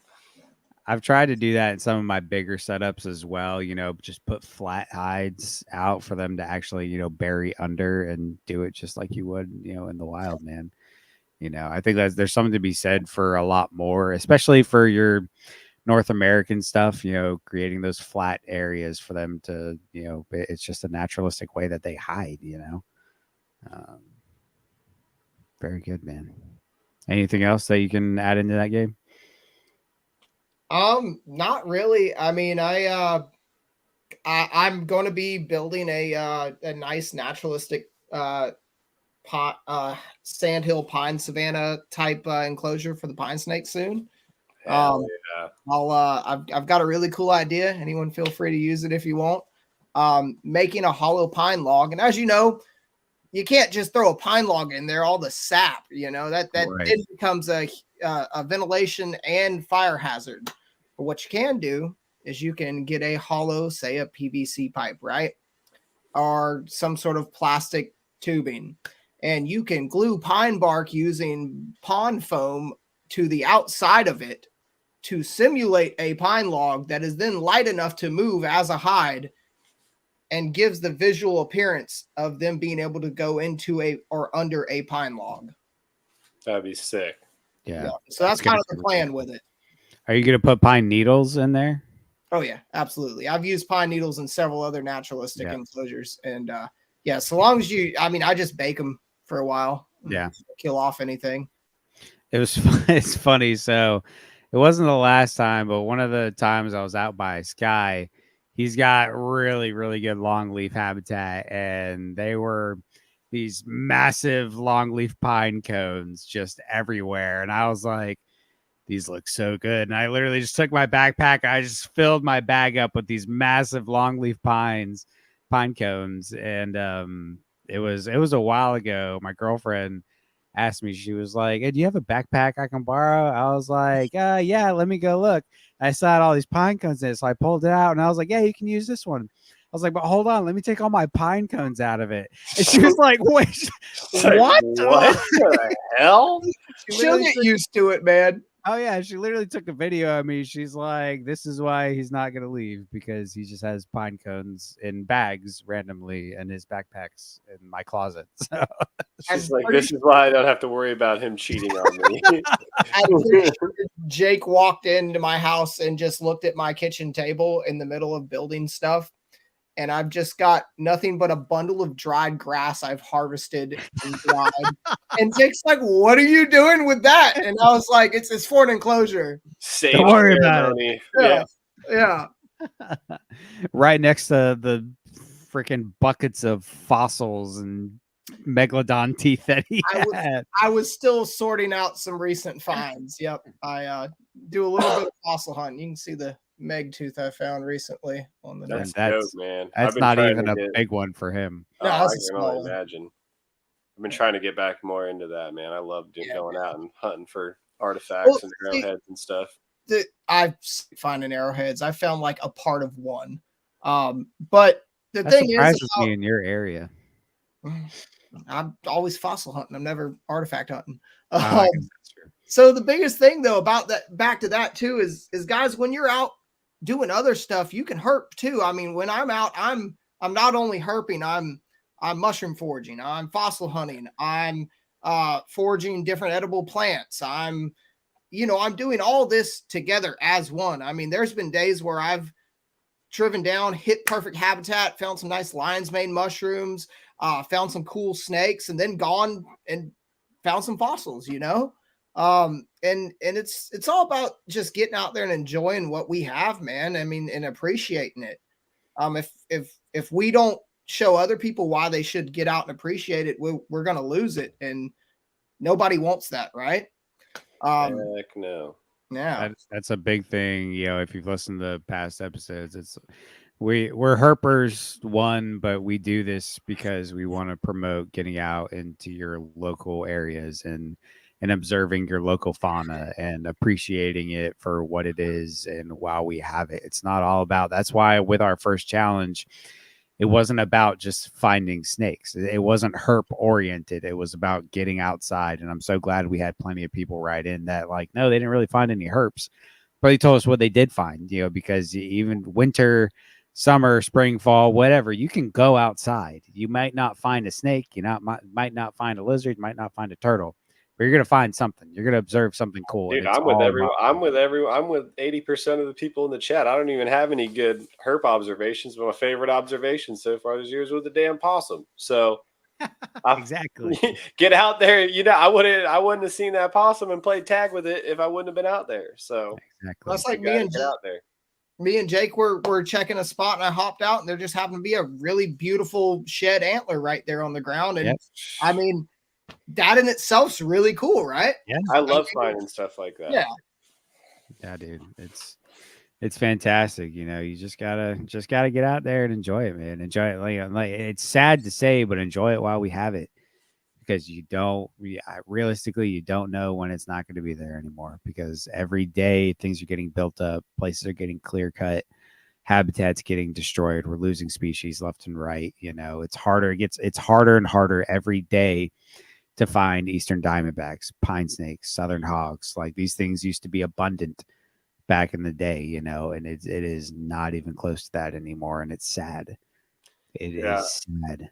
I was just driving through Pasco County to do some work the other day, and I was driving by an area where I grew up, and it's just, I mean, some of the most primo habitat. This is where Native Americans used to live. I mean, there's waterways running through it, estuaries. I mean, it's just literally primo land. And I went out there the other day. It's damn near unrecognizable. And they're just the amount of clear-cut land and places they have where they're about to put in thousands of, track homes. I was sick to my stomach driving down the road, man. It was, I didn't even look like the place I grew up. And I just remember when we grew up, I mean, we used to be out in all those fields. If we weren't looking for reptiles, we were out there friggin' looking for animals or tearing stuff up on the four-wheelers. So to just see it all gone, it's so sad, man. That's why it's important to vote, not just, as far as presidential candidates go, but I mean, your local state, your local. I mean, Unfortunately, you've got so many people that the developers have in their pockets, man, and it's just, I mean, I see it here, you see it there. It's all across the country. I mean, I recently watched there was one of the newer David Attenborough documentaries, and he talks about the amount of wild spaces left in the world, and I want to say worldwide we're down to 40% or somewhere around there of wild spaces left in the world. That is less than half in the world. I mean, that's pathetic. And that is, we as a species are going to be the first species ever documented to wipe ourselves out because we didn't believe something or we didn't want to change. Because we couldn't stop. Yeah. And it sucks for the guys like us that are trying to stop it, you know. These guys are working towards doing wonderful work for habitat restoration and you know, doing eDNA and such. And I'm thankful that I get to be a part of it and that there's other organizations out there that get to do it. And that's why another thing is like support these organizations, even if you can't donate money or donate time, share the post, share the information, go buy a shirt from the website. You know, every little bit helps, because if it wasn't for a lot of these organizations, no one would be doing the work and we'd be steadily losing species faster than we could imagine. Yeah. It's sad, but it's a sad truth. And, you know, that's a big reason why we do this, man, is just to promote getting out there and supporting these places, you know. And that's why if you're someone like me and you go to WMAs, get a hunting license, you know, like it's not required, you know, but get one. Support those areas, man. You know, it's every little bit, every dollar counts, every, you know, even being out there, you know, if everybody stopped going to these WMAs, why are they going to keep it there? You know what I mean? Like even the census that they send out every year, especially for us guys that buy the WMA license and all. And they ask, you know, how many times did you go out this year? And a lot of people get freaked out like, oh God, they're going to track me. But it's a numbers thing to see how actively these WMAs are being used. Fill it out, send it back. That even if you didn't go out, lie on it. You know, it just goes to show that there's more use and more reason to conserve these areas. Yeah, I usually end up find myself stumbling through the woods, you know, all zoned out on what I'm looking for. And then I usually look up to find the local camera trap. So I know they've been taking count on how many times I've been out there. But yeah, definitely support in any way possible. Jake would know about cameras. I was literally about to say, Gabe put on a show for a camera that was watching us flip a bunch of trash in the middle of the forest. Oh, did you guys show your butts to it? No, Gabe literally looked at it. It was like, I have a permit. We did not throw this out here, but we're going to look for snakes. And I'm like, oh, so this is why you made me drive my truck over here. So they have my license plate. Yeah, they're going to be looking you up, buddy. Yeah. Oh, man. Yeah, no, that was. I was like, hey, Jake, you want to drive down this road? It's a little muddy. I don't really want to take the Nissan down it. Maybe we should take your truck, you know? Yeah, I was like, yeah, Tacoma, you know. Then we get there and I'm like, oh, there's a camera. And I just parked right in front of it. Yeah. That's great. Oh, man. I swear I didn't know the camera was there. Yeah, I know. It was still funny, though. Oh, man. Well, moving on. You know, I think I probably already know this answer, but what advice would you give to someone that's never herped before? Like, say they've only ever kept bred, whatever, you know, they've never herped, but they want to start. You know, what's a few pieces of advice you would give somebody like that? Man, a lot of people think that you have to go out into these wild areas, these all wooded areas in the middle of nowhere. You can herp in your backyard. And a lot of that starts with supporting your local wildlife within your yard. That's planting wildflowers, planting host plants, planting plants that are going to bring the native insect varieties that your herps are going to want to eat. Even putting small indentations of water areas for amphibians to breed, which are going to bring your water snakes in. You can build yourself a native ecosystem in a small backyard in a neighborhood, and you will start to see things. I've got a friend of mine that lives in the middle of town and has a little cover board in his backyard that he flips scarlet snakes under. It's, you know, it's not it. You don't have to be out in the middle of the woods. You can do it in your backyard. And there's a lot of different ways to do it, but it starts with promoting that native plant life that's going to bring that native insect life in. Promoting the native amphibian species that are going to bring the snakes that eat them in, right? Doing better about pesticide applications, because that is a really big one. And there's all these little things you can do to create your own habitable ecosystem for these herps, and you will start to see them. Yeah, absolutely. And I think something that can go a long way too, you know, obviously they can be a little expensive, but talking about, yard features, you'd be amazed. Everybody loves their water features, the little ponds with some goldfish, little bullshit like that in there, But in the middle of the suburbs, if you put one of those little ponds in there, I can guarantee you will start finding frogs. When we start finding frogs, they'll establish. They'll have tadpoles, little froglets will be everywhere. All of a sudden, water snakes will just all of a sudden show up. It's little things like that. That is one of my biggest things. When I own property somewhere, I want a small water feature just to be able to observe stuff like that. I mean, Jake saw I had cover boards outside in my front yard. Yes, sir. It's, yes, sir. I've got a native host plant bed for butterflies and stuff in the side yard. And, it's all about just supporting that native wildlife. You do for one species, it trickles down. Yep. Oh yeah. It's a pyramid scheme. Our buddy Daryl Canby asked, he said, think it's too late to put out 10 in upstate SC. Personally, I think it's never too late to put stuff out. To put out 10. It just depends on when you want to flip that 10. If you want to flip it in the fall, yeah, go ahead, put it out right now. But it's never too late to put something out there. Just let it sit, Also, you're in upstate, so you've got a lot better rock cover, and rocks are another great one. Yep. And another thing I want to go over, speaking of flipping rocks and logs and tin, guys, always put the stuff back the way you found it, because when you do not do that, it disturbs the microhabitat underneath. And while it might just be a rock or a piece of tin or a log to you, that is home. Again, we talked about with supporting your native fauna and flora in your backyard. You want to do the same thing when flipping tin and cover, right? You want to put it back so that it maintains that microhabitat with those microfauna and microflora growing underneath that brings in the species you're looking for. By not putting it back, say you find a really cool eastern milk snake upstate and you flip this rock and you just leave it. When you go back the next year, what could have been another flip for an eastern milk snake is now not going to be, because now it's not suitable.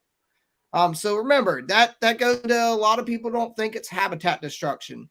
It's not as bad as deforestation, but it in its own way, that's still a little bit of habitat destruction. And unfortunately, when you're flipping and moving cover, there's always going to be a little bit, but the key goal to ethical herping is to keep it to the bare minimum, keep it to the least amount of destruction that you can. That's why we talk about, the whole peeling bark off trees. It's yes, some of that bark's gonna fall off. It's gonna happen, but put it back the best way you can. Don't peel it all the way off the tree. Peel it back, look behind it as much as you can, and then try to put it back. There was so much bark that me and Gabe left that we couldn't turn over because we didn't want to destroy it. You know what I mean? A lot. There was a ton of down trees out there. We could have peeled that whole tree of bark, but we found the loose chunks. We picked up the loose chunks as much as we could without breaking it off, and we just set it back down. It's a lot easier to do than you think. There's no need to go strip that habitat off of that tree. Yeah, Justin. Yes. There's a couple peelers out there. Yeah. Dude, I've been ever since we've started talking about it. I've literally just been like almost neglecting peeling bark back. I've just like done a little peeking with the tip of my hook, just kind of peek it back a little bit. There's no way to avoid some of it coming off. That's what I mean. Some of it's gonna break, but... and that's okay, because those few pieces that fall on the ground then become cover on the ground, right? Right. But we're talking about, don't go through there and just decimate tree after tree after tree, right? I mean, you don't want to walk through there and strip all the bark off of 20, 30 trees, you know, because then that's potential habitat gone that could have been for future generations of the next generation of, say, scarlet king snakes or corn snakes or rat snakes. And a lot of times they will take refuge in that during controlled burns, right? Yeah, and now that's not there. Now that snake might not have the area it would normally go to escape that burn. And now that snake, unfortunately, is a casualty in the burn, right? Exactly. Because they learn those habitats, man. You know, if they're, say that snake is out and about and they start that burn, that snake's going to retreat. And if it retreats to an area that it knew was cover and all of a sudden that's not there, it's game over, dude. You know, it's not a good thing. And Harry Claiborne said it great. He said bark peeking is greater than bark peeling. That is right. Absolutely. And carry a little flashlight, a little torch with you, you know, peel that bark back, shine a little light down there, see if anything's going on. And yeah, obviously if you see a scarlet king, go ahead and rip that whole motherfucker off of there. But yeah, I mean that's a casualty that's going to have to happen. Yeah, you know, it's just that's a casualty of war. That's right. Yeah, I mean, I'll tell you, I'm the first person to tell you I'm not going to be stripping trees, but if there is a scarlet king under there and he's getting away, it's coming off. Piece is coming off so that I can get him. And if I can put that piece back on there afterwards, I will. Yeah, just add wood. I'm not going to strip the whole rest of that tree to find potential more scarlet kings. Right. I take my win. I found that scarlet king. I'm happy with it. A lot of people, you know, the key is don't get too greedy with it. Yeah. Enjoy what you find. Because that's the thing with a fallen pine. If you peel the bark off and it does rip off, you can put it back on there. It's a fallen tree. You can stick that sucker right back where it was. And no, it's not going to be exactly the same, but it's still cover. It's still habitat that is useful for other things.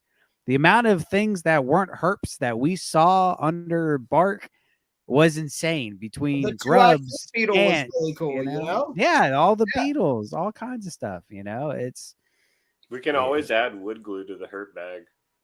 Hey, the problem with that would be the potential toxicity. Yeah. Just do a couple little dots, just a 4 dots. Maybe. You could always do. You can always just throw. Or keep some little roofing nails with you. I was thinking like maybe a roofing nail or something to just like. Tick, tick. Hey, duct tape's a magical thing too, baby. Just wrap that whole fucking thing. Yeah, you come back. Just snakes are all. Don't do that. No, don't do that. Snakes gonna be just kidding. Tape all. Oh yeah. Tape and snakes do not.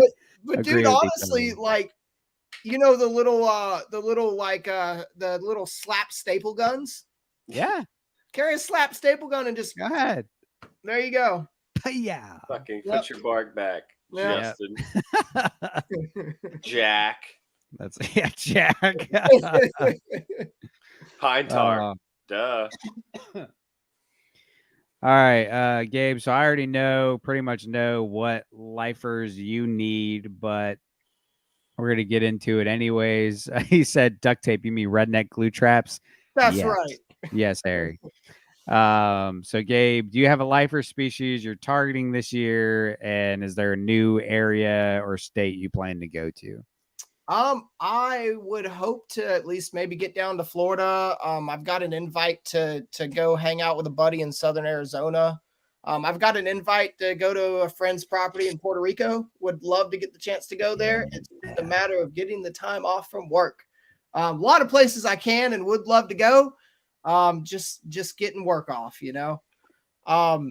As far as species I'm really looking for, I'll start off by telling you guys the species I'm missing of snakes in South Carolina. So I've only got 7 species left in South Carolina. And I'm going to save the best one for last. You know which one it is, Jake.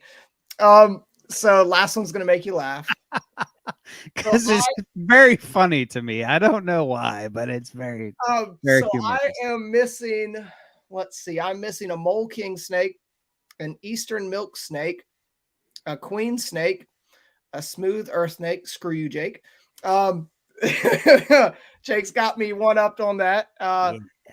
I am also missing a southern hognose snake. What else am I missing? A coral snake and a Decay's brown snake. Damn.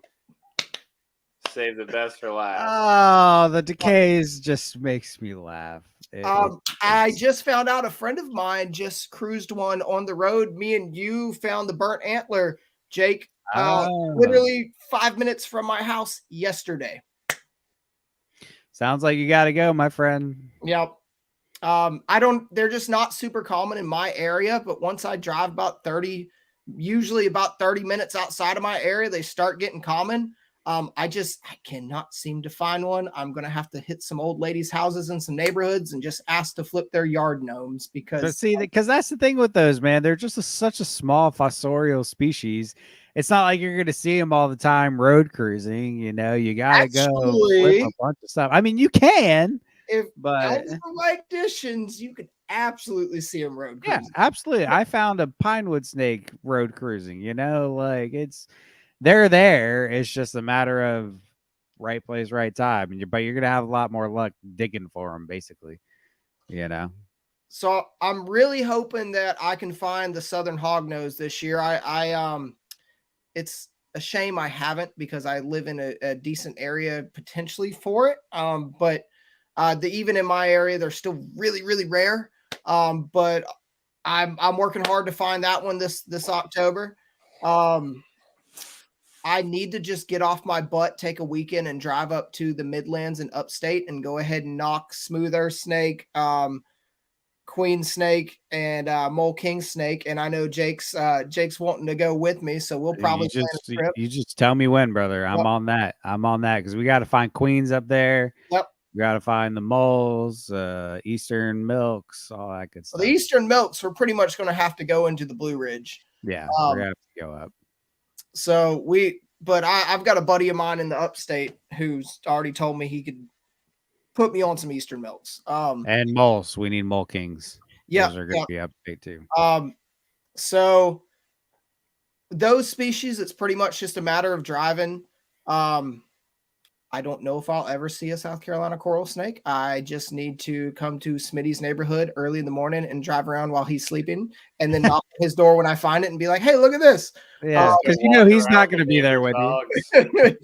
It's always when the neighbor's walking the dogs. So yeah, he needs to just put a drift fence with a pitfall bucket on the end in his yard. I don't know why, It's but yeah, I like I said, I'm really wanting to find those. And honestly, this is going to sound funny or silly, but I kind of want to save the decays for last. Just save the best for last. Just because I know it's going to be such an easy find if I actually put the work in for it that, it'll be bittersweet. Yeah, it was funny for the smoother steak. Like I said, me and Gabe were on the phone for like an hour yesterday. While we were talking, because I remember I thought it was a rough. I found roughs before, but I found this one out in Pawleys Island when I was in college. I was working for a guy, and I was like, "Hey, Gabe, is this one a rough? Because it looks a little different, And I really wasn't sure because I found it years ago. I wasn't as versed with those micro species back then. And he's looking at it. He's like, "Dude, no way!" And I was like, "I don't know, dude." He's like, I think that's a smooth. And I was like, I don't know. And sure enough, it was declared a smooth by his buddy. And now you can basically say I'm a better herper than Gabe, but we're not going to. I hope y'all brought your boots. Shit's getting deep. No,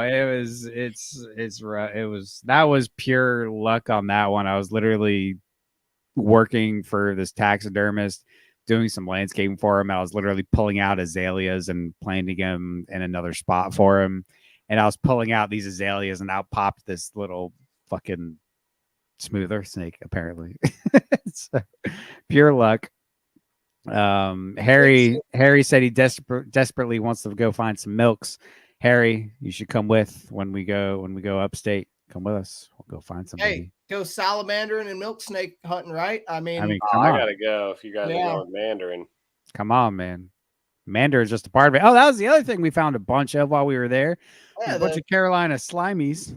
Oh, nice. Yeah, those were awesome. And we found a melanistic one, completely jet black. That thing was awesome, dude. I was so stoked to find those. I also found my lifer upland chorus frog this year. Nice. Yep. That's I awesome. went in there thinking they were Southerns just because their calls sound pretty similar. And I got up in there and I'm looking at it and I'm like, you don't have a lot of pattern. And I'm looking at it, all of them. I'm like, this doesn't look quite right. And so I'm taking photos and I'm recording the calls. And I get back home and I'm playing call over call and I'm listening. I'm like, that sounds a little different. And I'm like looking at photos and I'm like, because they look very similar. And I'm like sending them to my herpetologist buddy. And he's like, dude, those are uplands. And I was like, oh my God. Because the whole time I'm like, oh, Southern's cool, which I've still never seen a Southern. It's funny because I have seen the Ornata multiple times. I find ornate chorus frogs around my near my those house. are pretty common, yeah. And they're actually not a super common species in the state, but I just happen to live in an area where they're decent populations. Right. And so I found the upland. I still got to find the Southern though. The amphibians are a whole other thing I'm gonna have to work on. That's a whole other ball game for me. It's the salamanders for me, dude. Like I want to find all the salamanders, but good God, there's so many. There are so many. Like 15 or 18 species in South Carolina, something like that, and I've probably only got like 8. Dude, I have like 2. Yeah, maybe I think I've got like 3, 8 or 9, something like that, and it's salamanders are going to be on the bottom of my list just because I'm so close on the other ones. I've got 1 sea turtle left to see in South Carolina. I've got 1 turtle left. It's debatable whether it still exists in South Carolina. That's the bog turtle. There's some debate on whether it's extirpated or not. And I've got like 3 or 4 frogs. That's crazy. Yep. Yeah, I got a lot of lists knocking off to do out in my state still. On all but you live in Florida, so it's a whole different ballgame for you, my friend. Yeah, it is pretty ridiculous. Y'all got a lot out there. I have way too many on my South Carolina list. It's not even funny, and I'm not even gonna get into that. But by the way, Zach Holland, we love you too, buddy. Thanks for tuning in. Love you, Zach. Yeah. All right, so wrapping this up, we're getting towards the 2-hour mark. So at the end of all the episodes, we want to hear a couple stories. So give us your most fun story, your craziest story, and then your scariest story. Oh, like because like everybody here is like, I was walking here and like last week, Dustin was like, yeah, we went into this house and there was a homeless dude living there and it was 2:00 in the morning and he yelled at us and all this shit and they took off running. So what's your give us a couple stories, man. What's your scariest, your best, and your craziest? Oh, I can't tell you my craziest, but oh yes you can. Yes you can. Yeah, no, I can't tell you my craziest. But so fun. I'd say probably one of my scariest. I was relocating and catching an alligator. And again, this is legally. Gabe has permits, just so. Well, this was. Shut up, Gabe. You were doing it legally. This was many years ago, as a young kid, and as a young kid, I'm sure a lot of us always enjoyed watching Gator Boys, right? Oh yeah. And so, well, I've got 2 gator instances. I'll tell you. Okay. So the first one being that I'm going to go swim out there and noose this gator and swim it up to the hill because I want to get it out before this redneck down the road kills it, And so I'm wanting to move it to the river so that it doesn't get killed. And I make a catch pole. I swim out there. I noose this like 6-foot gator. And I realized the pond's a little deeper than I thought. And I only put about 10 foot of rope on it. And the pond's like almost 11 foot deep. And so it swims to the bottom, and I'm holding on the very tippy end of the rope, and I'm kicking and paddling, and just enough that my lips could be above the water, and I'm like, shit, rope's too short, can't let go. Oh my god! So I ended up managing to swim it up and get it. Oh my god! That was a pretty sketchy one. And like I said, this was when I was a kid. Kids do dumb things. I do not condone this. I do not do this. It's illegal to mess with and harass alligators without proper permits. Which you have now. Yeah, which I would, yes. Another one would have been the time I was in college and we were messing around with someone was like, I don't believe that you can catch a gator. And I was like, I'll show you. And yeah, and so hold my beer. You remember the old abandoned neighborhood that they never developed right before the bridge on the right? Mm-hmm.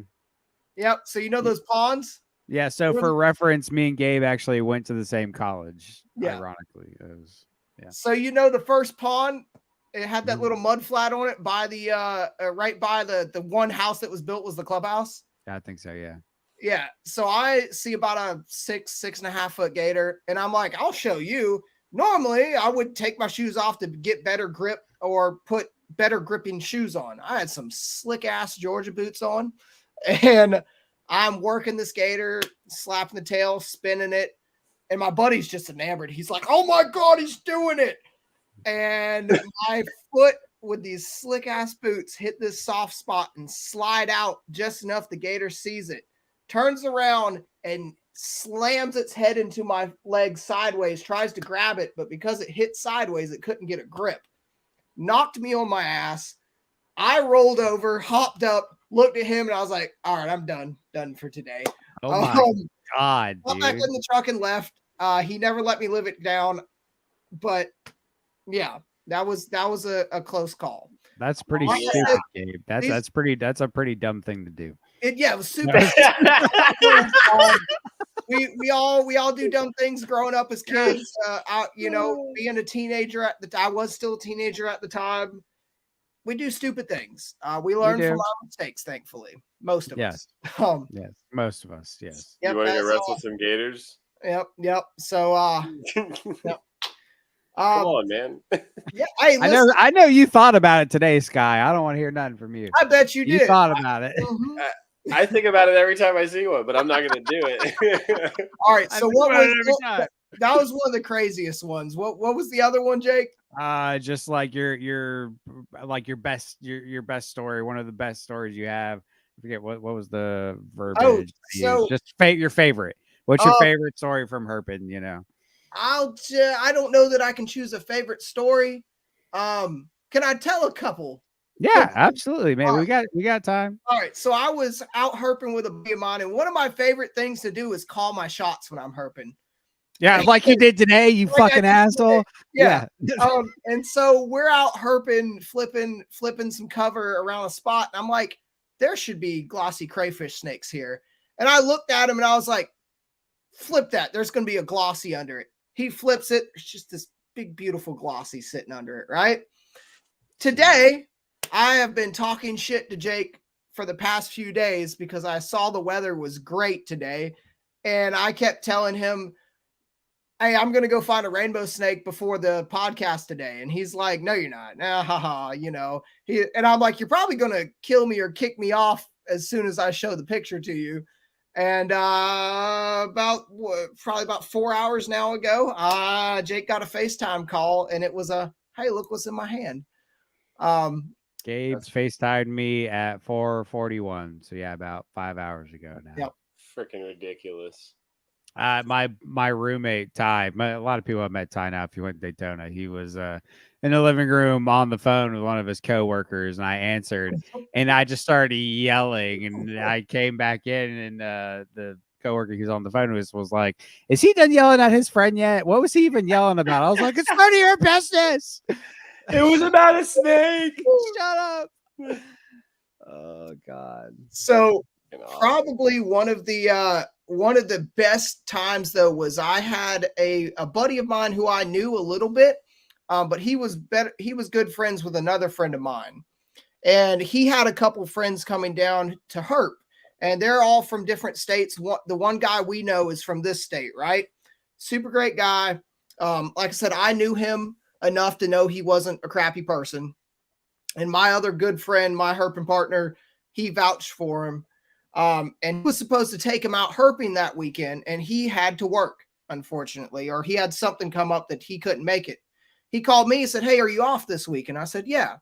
And this was probably four years ago, maybe 5. He said, "Are you off this weekend?" I said, "Yeah, I'm off." He goes, "Do you want to take so-and-so and these guys out herping this weekend for me? I can't make it." And I said, "Yeah, man, I'm going to be out in the woods herping anyways." I said, "You vouch for these guys?" He's like, "Yeah, I vouch for them." I'm like, "All right, cool." And I ended up nowadays, I ended up becoming good friends with these guys. And they're a great group of guys. But we went out, and in one day, the first time ever herping with these guys, I put them on 17 different species. Holy crap. And that was in one night? In one day. Yep. That is utter insanity. And to this day, probably my best herping day ever.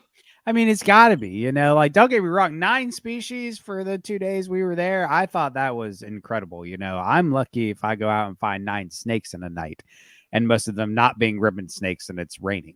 Like, that's very, very lucky. But to find 9 different species in 2 days was just incredible. I can't imagine almost double that. It was wild. My only other time other than that was and we found something around like 13 or 14 species in a day. But I'd say I probably average anywhere on a good day, anywhere between 3 to 8 in a day. I found, I think 15 or so species this year so far of snakes.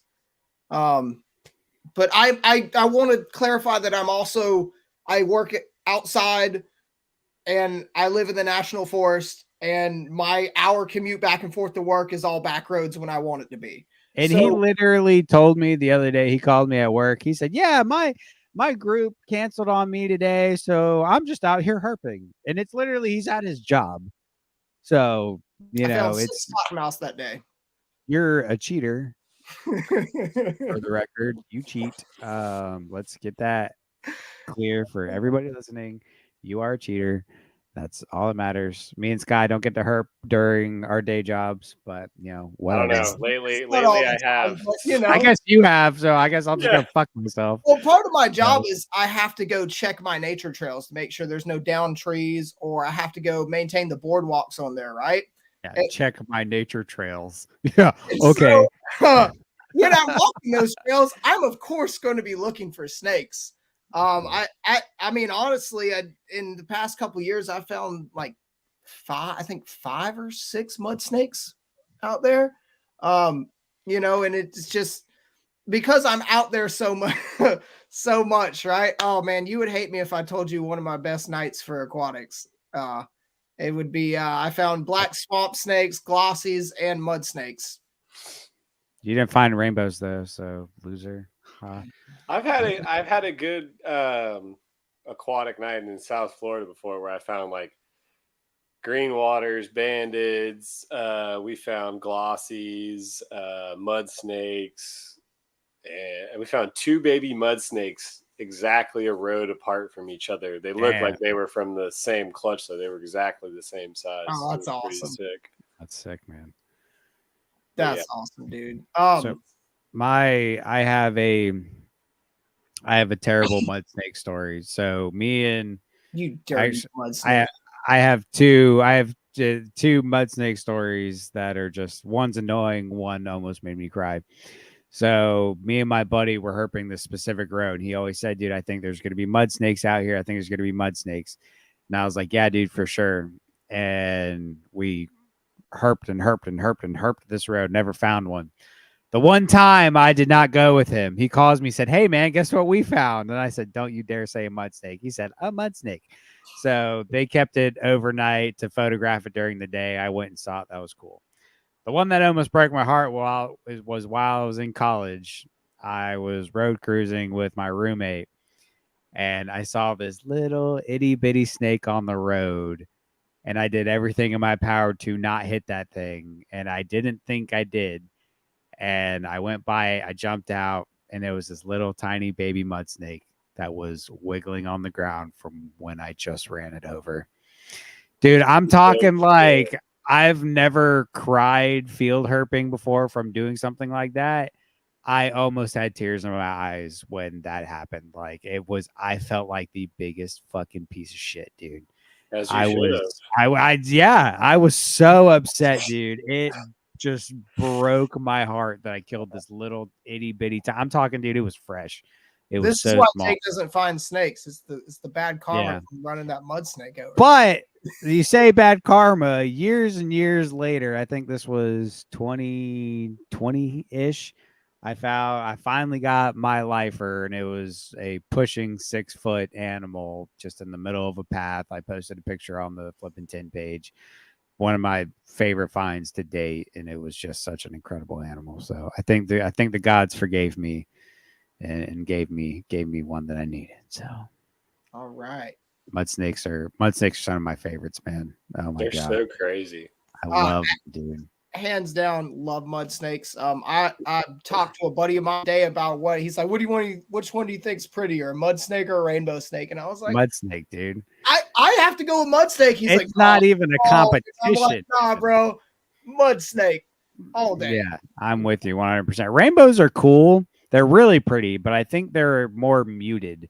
You know what I mean? Even though they're more colorful, they just seem more There's bland. just something hard to beat between that drastic contrast between the contrast.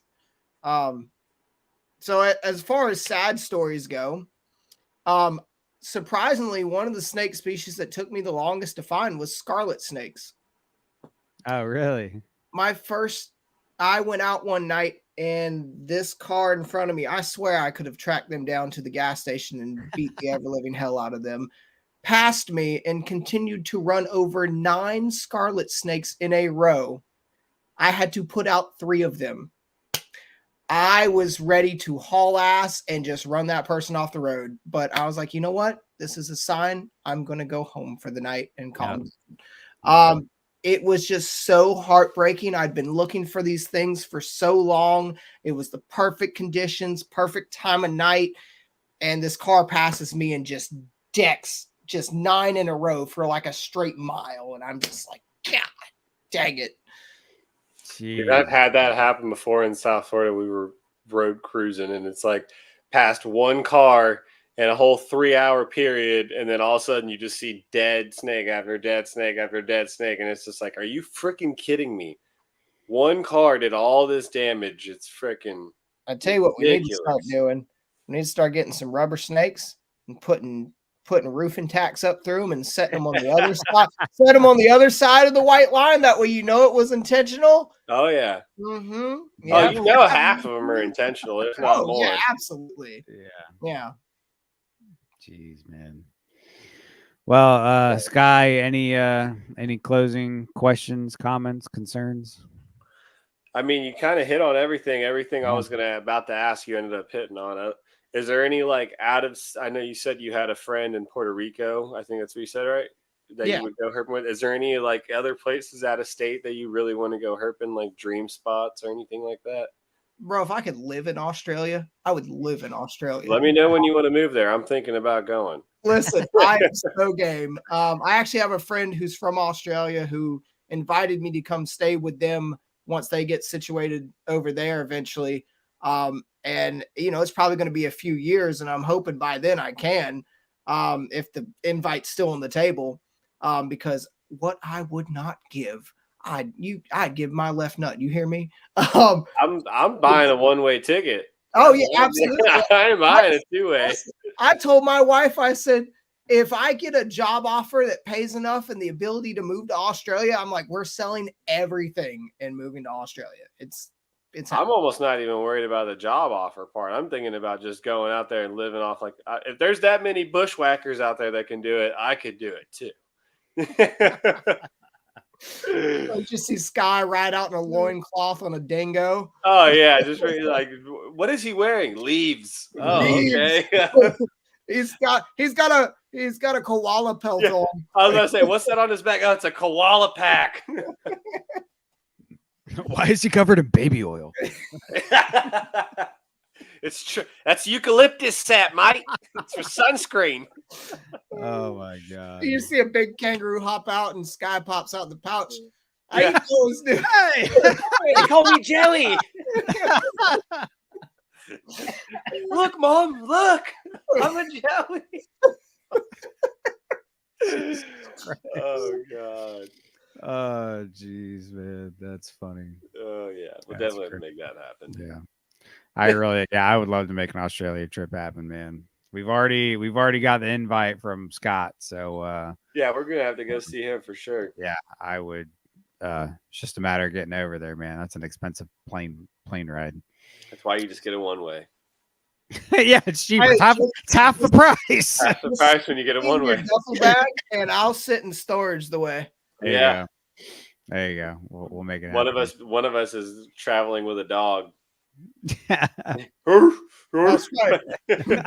Put me downstairs. I mean, nowadays you could probably identify as a dog, and what There are you go. what are Hey, they gonna do? You I'll know? get someone to forge service animal papers in there. Just walk in with a vest on it with a service dog badge on it. I identify as a service dog. Identify as a service dog. Jake's got me on a leash. I'm fucking at his feet, barking at fucking people. Sorry. I'll have a cane to make it look like I'm blind, and it'll be. We should try this just for video footage purposes. Oh my god! If you don't pee on a hydrant outside of a building, are you really committed? Oh, Oh my 100% God. do it. Oh Lift my the God. leg and everything. I'm sweating in here now. That's great. All right, man. Well, thank you so much for coming on, Gabe. This has been a fantastic episode, packed full of really good information. I think a lot of people will use this year. So thanks a ton, man. Yeah, you really went into depth with a lot of the answers and gave the purpose behind it. There was no need for us to follow up on a lot of questions. No, you just ripped it off, and that was the answer. I'm glad I have no follow up.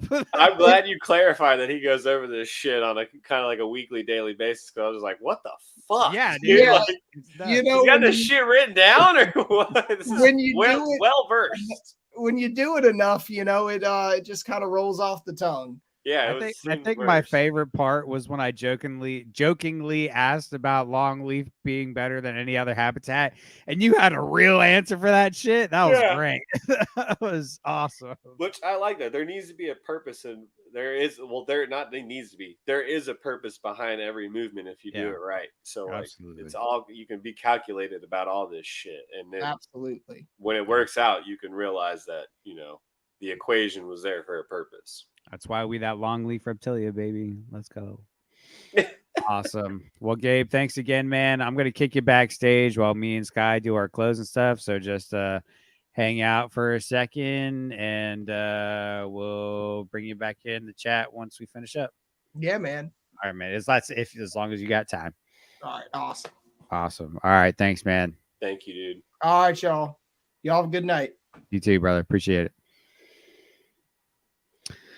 All right. Well, that was a banger.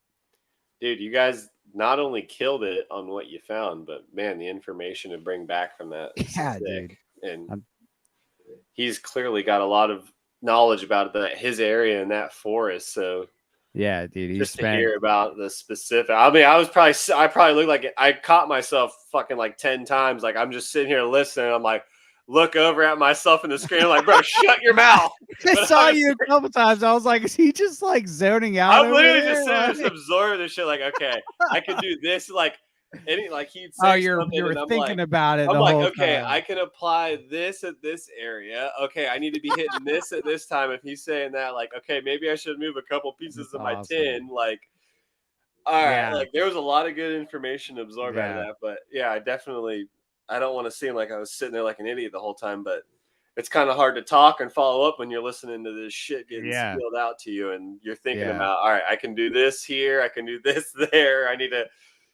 I just want to get more. I'm so hooked. Ever since we started this, I'm so hooked on getting back out into the field. So I'm like, it's really kicking the gears off for me lately on wanting to hit different spots and try out different shit and applying it and bringing it back and talking about it and seeing what results we all get. Because man, I mean, clearly you guys freaking knocked it out of the park just in 2 days. Yeah, dude, we freaking killed it, and it was just. But that's what happens when you know your area and you've been hitting your spots and you do the research. Like I said, man, once you've been to a certain area so many times, you start to notice all the patterns of your residential animals, man. Yeah.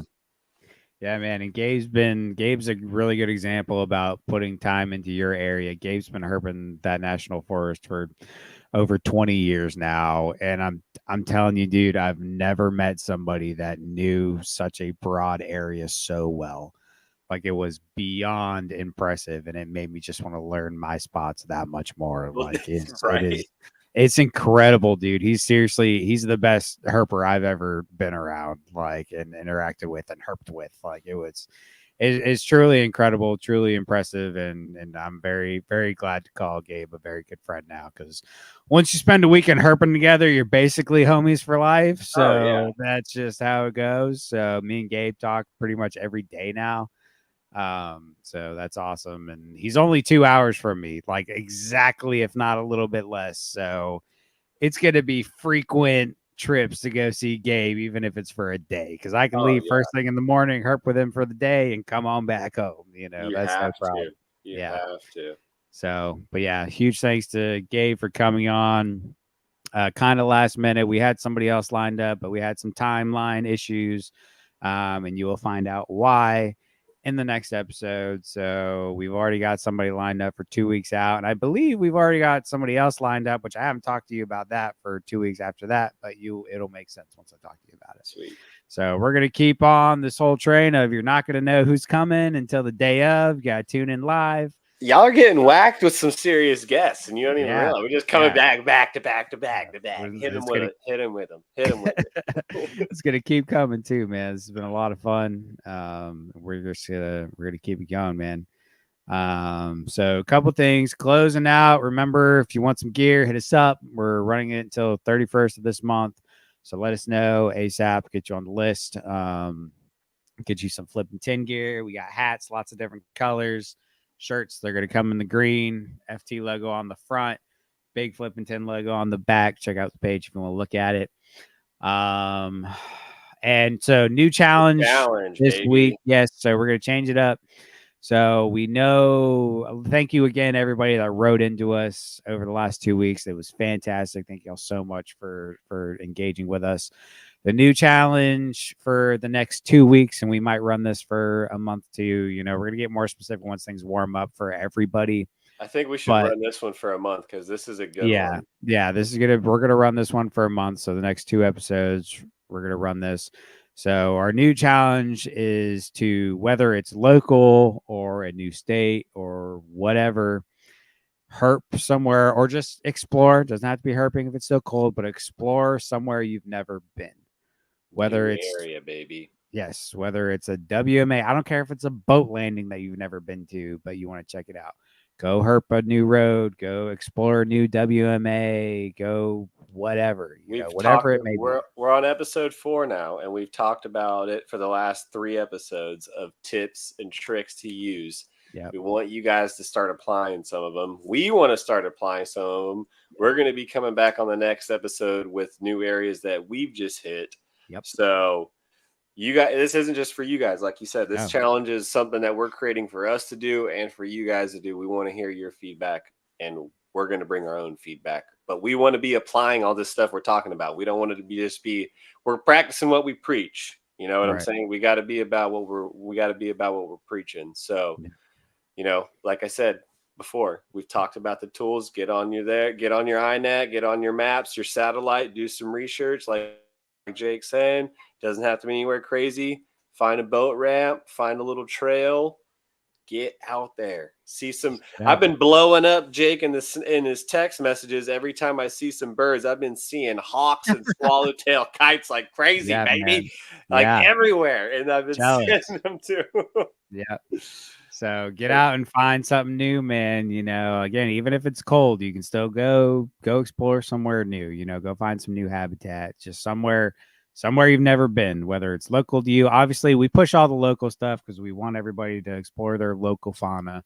But out of state, local, in-state, far away, doesn't matter. Go somewhere new. I don't care if it's your buddy's house that you've never been to. Go look around his backyard. Behind You know. Walmart. Yeah. You might find a bum. So that's our challenge it's going to be for the next month. So write into us about what you find, some observations that you make at your new spot. Yeah. So that's going to be, please write in, keep that going. We got awesome feedback. Yeah, that was fun reading one. everyone's story. Yeah, it was a really good time. So we're going to keep that up, and we're going to challenge you guys every week to get out and do something, man. So keep it up, keep the feedback going. And I forgot to do it last week, but of course, your sign out, bro. Our closing sign out. Look and you will see, read and you will learn, think and you will know. Do it. Bang. All right. Thank you everybody for tuning in. We'll catch y'all next time. Have a good night, y'all. Good night.